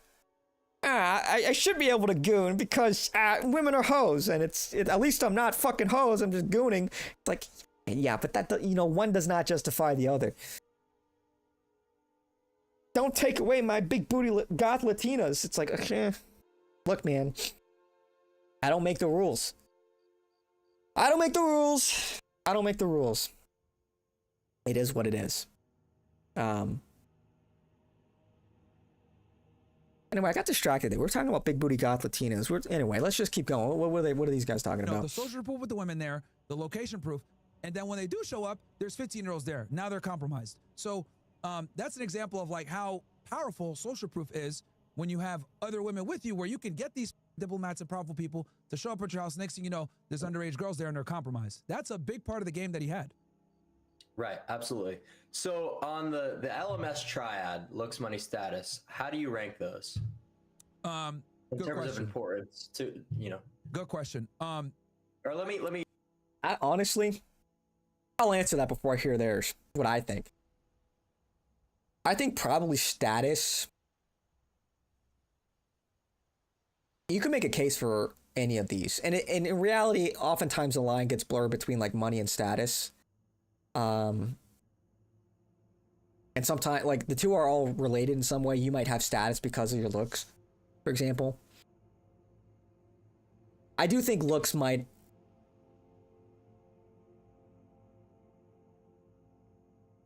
be... I think looks can, like, overcome a lot. For example, like, you've got women that are lusting after, like, literal criminals. Like, murderers and rapists. Like, murderers and rapists that are in jail for murdering and raping, like, they've been convicted, they're guilty. You have these, like, fangirls. Like, look at, like, Luigi Mangione. But how that manifests in terms of, like, you know, in reality, like, if those people weren't in jail, and they had that reputation, would they still be successful? I don't know. So then maybe status is more important. Because your reputation that precedes you. You're a dangerous man. You're an important man. Your household name. You've got a lot of clout.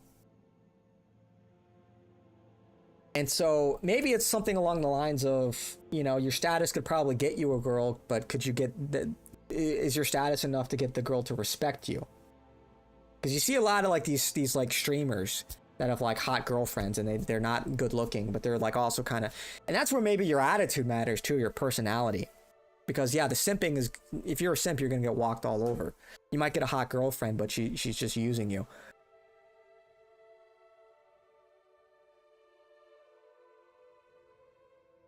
So yeah, ideally you would obviously have all three. Well, a normal person will think of money as a material thing, but the wealthy, do you think they see it that way? No, they see it as power, status, and strength. Yeah, I mean, look, money is just like, it's a form of power, right? It has value. You know, there's other forms of power. Yeah, I mean, you're right. Wealthy people will look at money in their bank account, and they'll think about it very differently than, like, an average worker. You know, your average person thinks like, what can I buy with my money?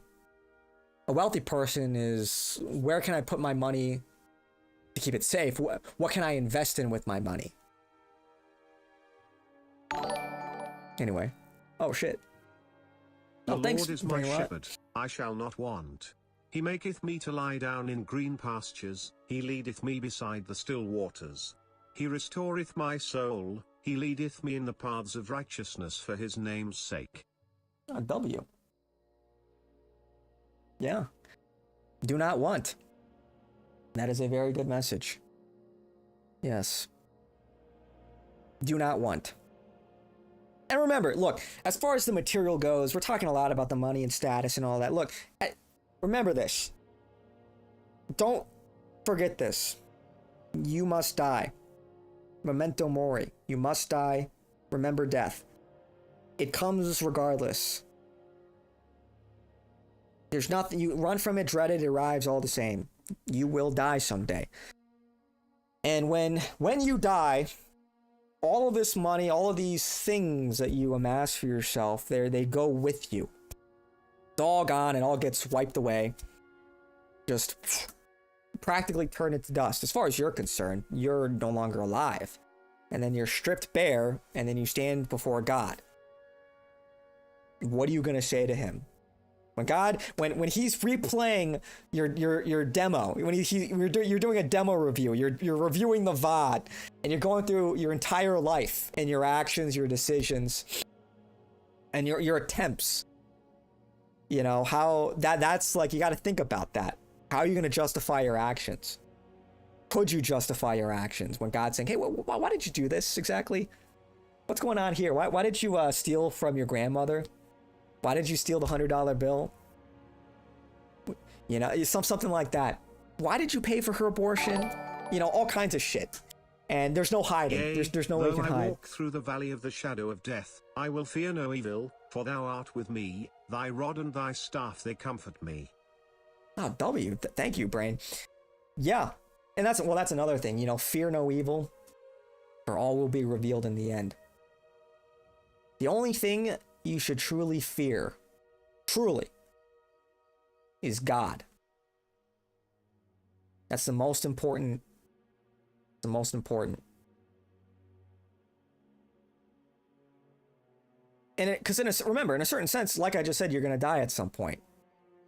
It doesn't really matter necessarily, understand what I'm saying, when you die, or maybe not even necessarily how you die. Whether it's you slipping on the stairs, or of old age, whatever. I think what really matters is how you live. That's what really matters. And maybe that's obvious, but you can't forget that. You cannot forget that. So like I said, you know, like, oh man, another. Thou preparest a table before me in the presence of mine enemies, thou anointest my head with oil, my cup runneth over. Surely goodness and mercy shall follow me all the days of my life, and I will dwell in the house of the Lord forever. Wow, thank you, but Brainman really coming in huge today. W. Yeah.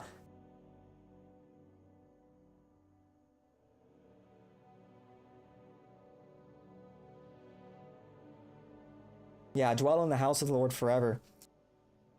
There's a remember. I know we're kind of all over the place. I'm just trying to keep up. Heaven and hell are eternal. Heaven and hell are eternal. Life is temporary. It goes by fast. So many people sacrifice their eternal judgment for some temporary gain. Whatever you might tangibly gain in this life, again, you don't take that with you. But wherever you go after you die, you are there forever. You are there forever. You're cooked. Or you're saved, right? Or if you land in purgatory, you're there for an indefinite period of time before your soul is purged and you end up in heaven. But who knows how long that could be. There are souls in purgatory that lament the fact that nobody's praying for them. So ideally, you don't want to go to purgatory. But you know, that's like an intermediate step of cleansing your soul. But yeah, no, it's true. You want, your goal in life is to get to heaven. And it's a very narrow path in terms of, you know, what the morality looks like, how to get there. In terms of like, specifically in your case, like, you know, what you do for profession or whatever, that all varies. It's all tertiary compared to how you live. What is in your control and the decisions you make based on what you were given, what gifts that you were given. And that's one of those things that I think, when you think about maybe some of the most tragic things in the world, maybe not one of the, how do I phrase this? Something I find very tragic is always wasted potential. somebody that could have done a lot with the talents or the gifts that they were given, but for one reason or another, they went down a wrong path, or they just didn't really realize that. And sometimes that's not a moral problem, but sometimes it is. Right? Like sometimes people use their talents for their own personal gain, as opposed to, you know, serving and honoring God. But even if it isn't a moral thing, there is always something tragic about watching brilliance sort of, you know, wither away. And maybe, and I guess part of being like you see this a lot when like artists, like brilliant artists or writers that don't get any accolades in their time.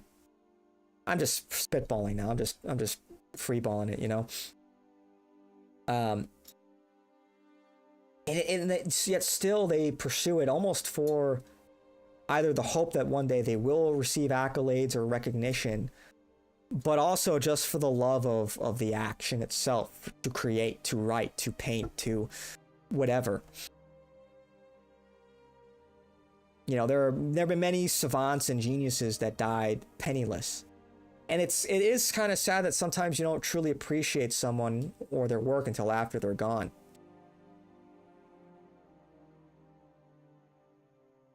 And I think most people probably want to leave some kind of legacy in the world that will outlast them.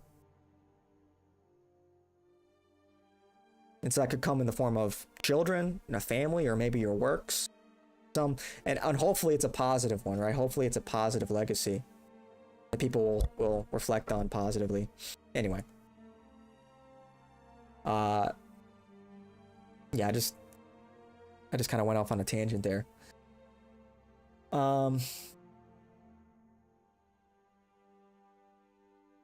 They're looking for an untamed man, someone authentic. Unfortunately, this is the most obvious in the murder. Well, they definitely want somebody that, as far as women go, they definitely want somebody that's dangerous.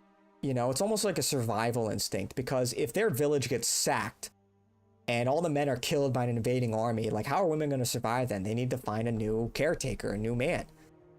And so it kind of makes sense from a psychological perspective that they're going to want to gravitate towards the strongest, most dangerous men that are going to, like, kill off like an invading army or something. Or for their own survival. Kill off anyone that wants to take her, you know? So that and that's where like the female psychology just gets really kind of fucked up.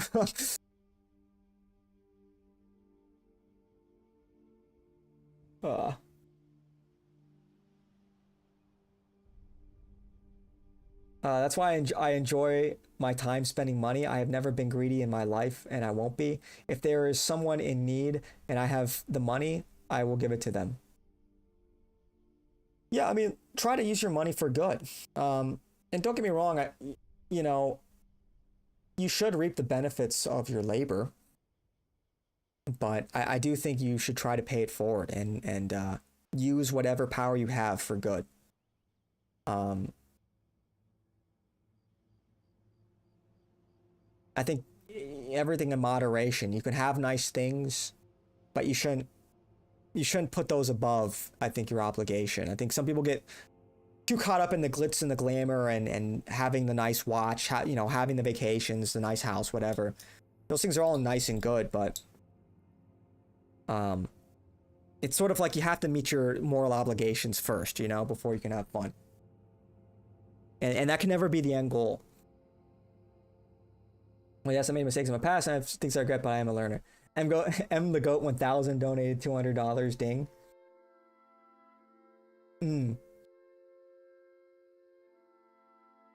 This mellow would have brought the next.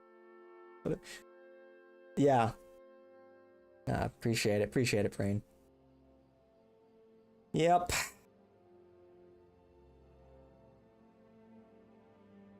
Again, I know a lot of people don't want to hear that. I'm not trying to sit here and get on my high horse and like finger wag at people or like somehow signal that I'm holier than thou.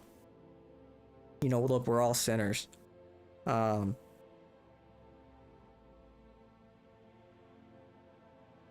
I don't know.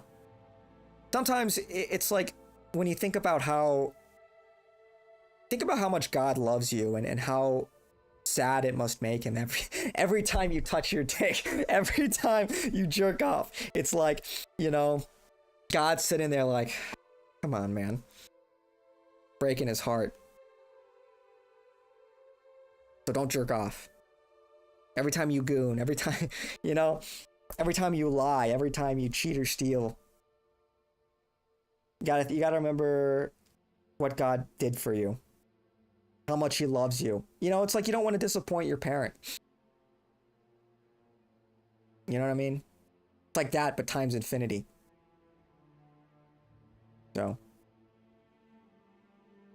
Anyway, back to hoes. Back to hoes being hoes and shit. You know, specify the question a little bit more. On the LMS triad, where do you rank them in terms of importance and, you know, what people should actually work to, you know, improve first? Sure. So every woman is different. Some women might prioritize looks and then money behind that. Some girls prioritize status, then money behind that, or some girls go status, then looks after that. I would say to have the best bang for your buck, right? Status is number one, because with status, you're able to transcend barriers. You know, your reputation precedes you. People know who you are. So as a guy that has status, which typically money's right behind that, you'll be able to unlock certain doors and you have like wide reach, right? Yeah, I mean, look, there you've got these like gremlin, you know, like movie producers. Look at Harvey Weinstein. Yeah, he had bad bitches on his dick all the time, and he looked like a fucking caricature. He looked like an ogre. So, yeah, I think status probably wins. Yeah. Anyway. And then after that, I would say like money's like kind of a close second because it's very difficult to have status without having the money. It kind of comes together. Right. And then looks absolutely play a role like right behind that, because what I will say is this: you can overcome being not the most attractive guy if you have money and status, right? We know a lot of ugly dudes that get chicks. I mean, look at some of these streamers that you know that are and they keep them, fat, or they respected, no real maturity, whatever, but they're still getting girls. Why? Because they're fake. It's almost like I don't know how much. It's like a concoction of the three. It's some mixture. How much you weigh into each and every one. It's almost like it's very difficult to quantify. You know, because people are hard to quantify. People do have different tastes. Women will instinctually maybe value any of those three things differently. It's almost like the sum of the parts is different than the whole. I do think it's difficult to quantify. Maybe it's so like a futile thing to try to do, to weigh all of these things against each other. You know, maybe it's just kind of not the best way to look at it. Famous. But then with that said, there's other guys also that, like, you know, are very good looking, with Chads, that are able to close. But I would say on the grand scheme of things, like overall, if you wanted to be the most attractive to the most women, status is by far, I would say the number one thing, but everything else is closely behind. No, but like specifically, what do you think is most realistic for people to actually, you know, get to that level where it's something that you can leverage in order to get women, you know? Oh, that is something that needs to, I guess that's a fair question, actually. Easy. Okay, so like, here's the thing. Not everyone's going to be like a millionaire, right? Not everyone is, like, some people are going to have an easier time doing it. And so in the same way that not everyone's going to be like a Giga Chad, some people have an easier access to like money or a network. It's almost like you kind of have to use whatever's in your arsenal, and maybe lean into that. Again, like, not everyone's going to be a millionaire, and not everyone's going to be a Giga Chad. Which one is easier? I don't know. Maybe this is like your looks is in your not super interesting. Yeah, so looks is in your control. Okay, so we agree on that for sure. You know, that's obviously true, and I'm glad you are on the same boat with that. Yeah, that's you really one, because that's like in your control. Like, no guy should be fat. Every guy should be taking skincare. you know, grooming My voice is themselves, getting really dressing hoarse, well, though. fitted clothing, that's 100% in your control. Okay. And I'm going to ask you one more question just so I could kind of get to know where you are and see where we might disagree. What does your ideal society look like? Not, you know, what would you do to get there, or, you know, what political bills need to be passed? Just in terms of like the dating market. Like what would you say would be ideal? Like, you know, people getting married, like monogamous relationships, or, you know, what does that kind of look like? Can you lay that out? Yeah, I mean, I think ideal is, you know, lots of nuclear families. I think the nuclear family is the backbone to any society. I talk about this quite a bit, you know, on my show, and why I'm so against feminism, because I think feminism was the death blow to the nuclear family. But realistically speaking, like, that's the ideal, right? Nuclear families, women that are at a certain sexual market value getting with men that are at a comparable sexual market value. But I'll be 100% honest with you, that's never Solo going to happen. Tarkov run? I see my friends they want to play Tarkov. But I don't know if I'm going to stream it. I don't know. I don't know if I'm going to stream Tarkov. I know, like, as soon as I go offline, I'm going to hop on, but yeah. I don't know if me playing Tarkov, I don't know if that's good content, because I'm just sitting there like... Oh, okay, I heard a guy at construction. Hey, hold on. I'm just, like, locked in. I'm just, like... I don't know how, like, some people, they're just yapping away, having a grand old time. You know, when I play these extraction games, I'm sound whoring, I'm dialed in. I'm like not reading, I'm like 30 minutes behind on chat. I don't know. And the reason why is because women have far too much latitude in the sexual marketplace nowadays. They make their own money. They have their own status. They have their own careers. So whenever women increase their own social status, they look for a partner that's either at the same social status or higher. So I don't predict that women are going to concede any of the territory they've taken, or they're not going to concede any of the space that they've taken through feminism. They fought 60 to 70 years to leave the kitchen, and they're here now. I would argue women have more rights and privileges than men do, and I just don't foresee them walking that back. So I think what's going to end up happening... Well, yeah, they're not going to do that on their own volition, but that's not really... Like, that's not really the expectation. The expectation is that men will just simply change the rules and say, okay, yeah, we're done with this feminism stuff. Like, why concede that we would ever expect women to do that, or demand that from women, that they themselves would willingly change society? They've never done that. You know, women tend to maintain the status quo. They tend to be like the ones that are influenced. They're not the ones typically influencing. It's going to take the men. It's going to take the men that are going to put the foot down and change society. So. Happening is the sexual marketplace, there's going to be more disparity between men and women. So in other words, a minority of the men are going to have the majority of the women. And another thing on Tarkov I got to bring up. My stash is so fucked up. Okay. I will, no joke, probably spend half of the stream just moving objects around, trying to get them to fit. That's how fucked up my stash is. It is so full of bullshit. And I don't think that would make good content. Me just rotating squares and shit. Trying to get Tetris all my goop into my various boxes and rigs. I need that gun though. I need that for a quest. I can't get rid of that. That needs to be found in raid. I can't sell that. Damn it. I don't know. I know my friends want to play right now. So, fuck. I think that minority of men is going to dwindle more and more. 10 years ago, I would have said maybe... How about this? Because I've already been going for almost four hours, I'll do a gaming stream tomorrow. Tomorrow's the weekend.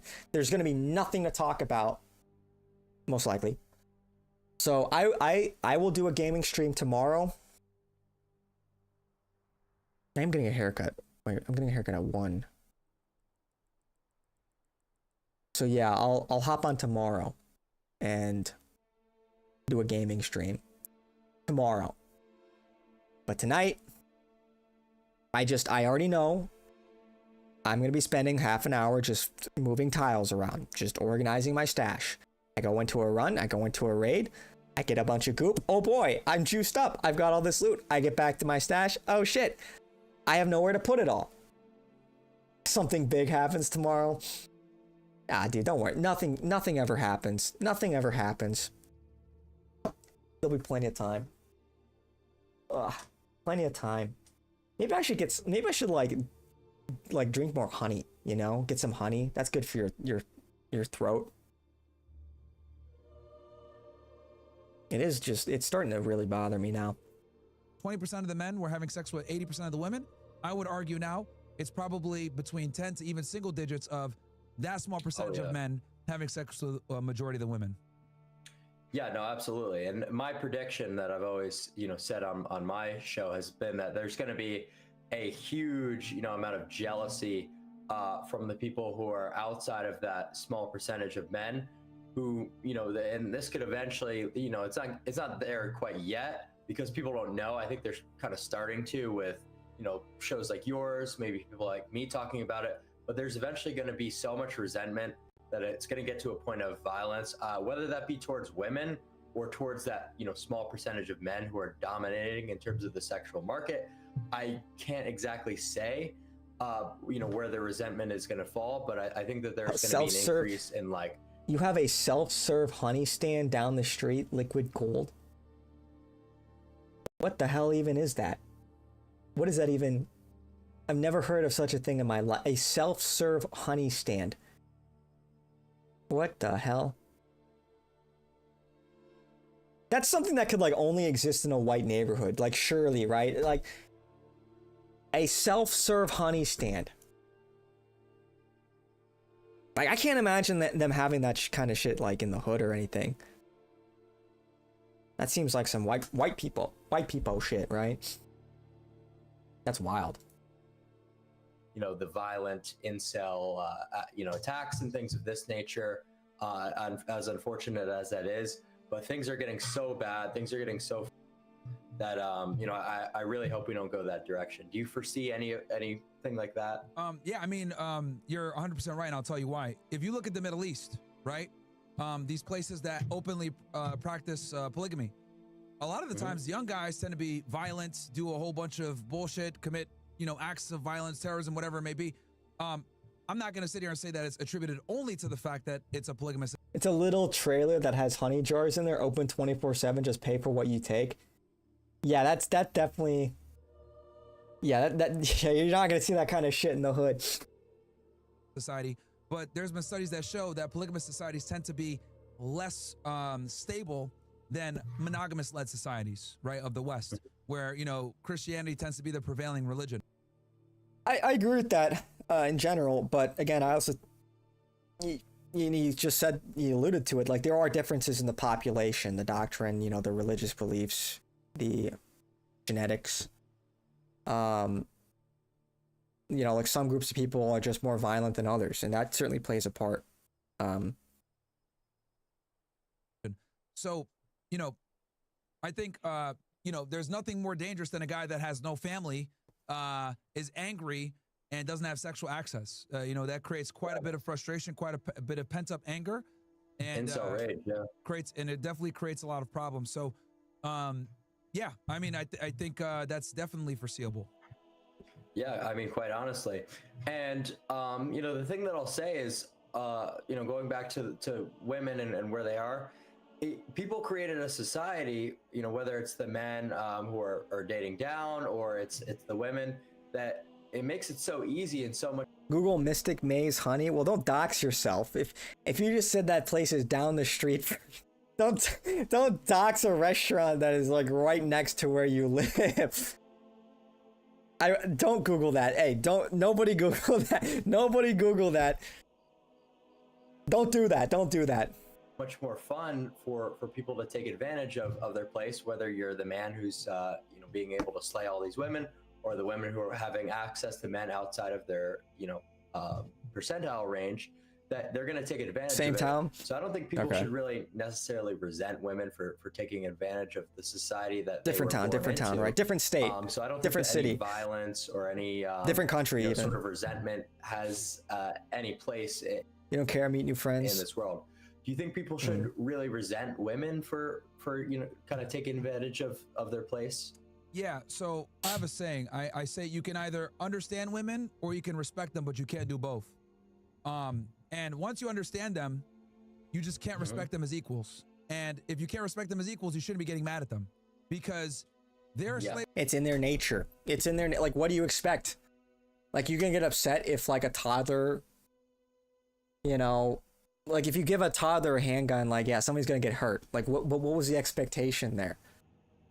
So, you really can't get that upset about it. It's sort of just in their nature. Like, yeah, it's irritating, but they know not what they really do.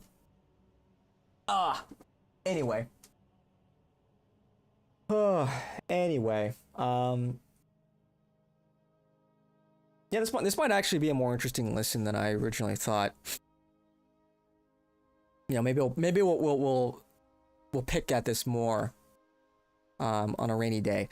But I'm gonna call it there, guys. You know, my voice is hurting. Too much yapping. Too much yapping. Not enough drinking water. Not enough drinking honey or whatever. Yeah, I will be live, thinking tomorrow. Maybe I'll work on some other content tomorrow. So maybe like either tomorrow or Sunday for a gaming stream. I don't quite have a time picked out yet. But I will be going live this weekend, at least one of the days. Yeah, thank you guys for watching. 8 out of 10 show. Okay, I'll take it. 8 out of 10 show. Yeah, that's pretty good. Is that relative to my usual shows or just in general? Always trying to improve the content. Yeah, don't forget to like, comment, subscribe. Hit the bell notification, stay up to date. What was it? Be like Brainrot, send in a super chat. Appreciate Brainrot. Thank you for the support. Yeah, I think that's all the shilling I wanted to do. Follow my other socials. Yeah, oh. Can't forget. As is tradition. As is tradition. In general, I enjoy the content regardless. Oh, thank you. Good night. Good night, Hippocratic.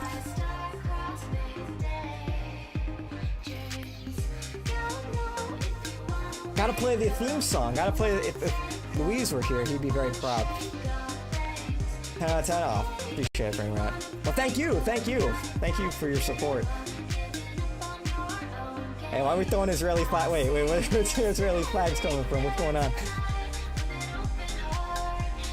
Is there anything new going on? Real quick.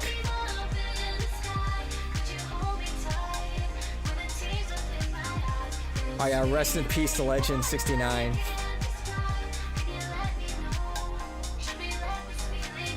This fucking gooner.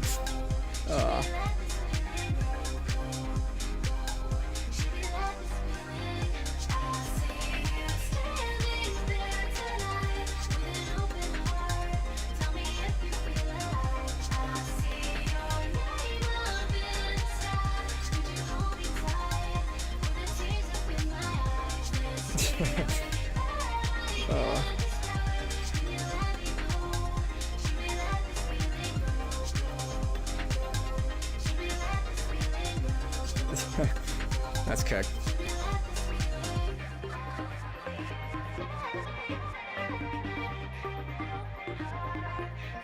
Dude, I'm gonna get some ice cream.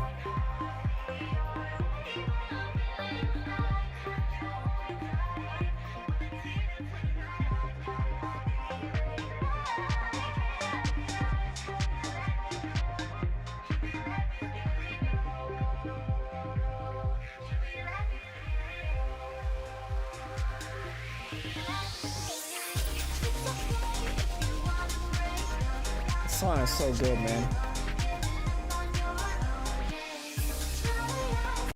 I hope you guys had a great Thanksgiving. Play the clip of Nick dancing to Kanye. Let's see if I can find it.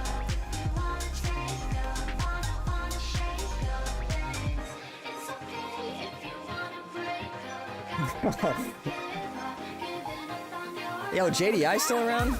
Bro, what the fuck? Has AI gone too far?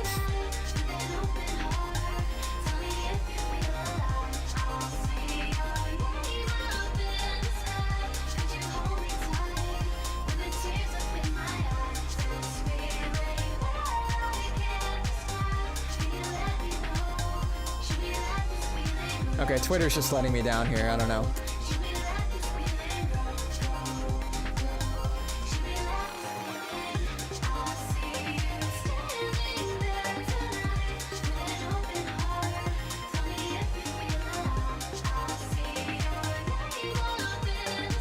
Nick is ready for James English.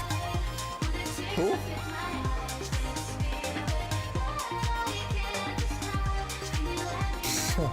Yeah, so true.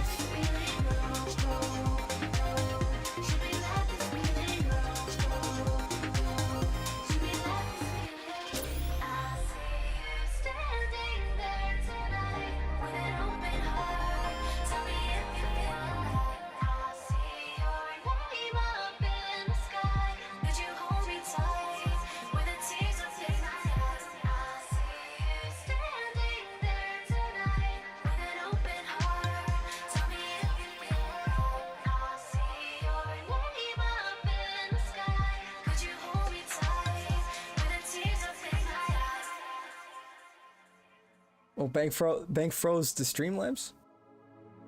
Oh, Nick doing the Joker dance.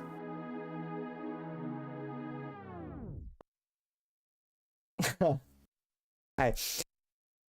Don't worry about it, Brain Rot. I appreciate the support. I appreciate the support. Yeah. Yeah. Thank you guys. Thank you guys for tuning in today. It was a fun stream.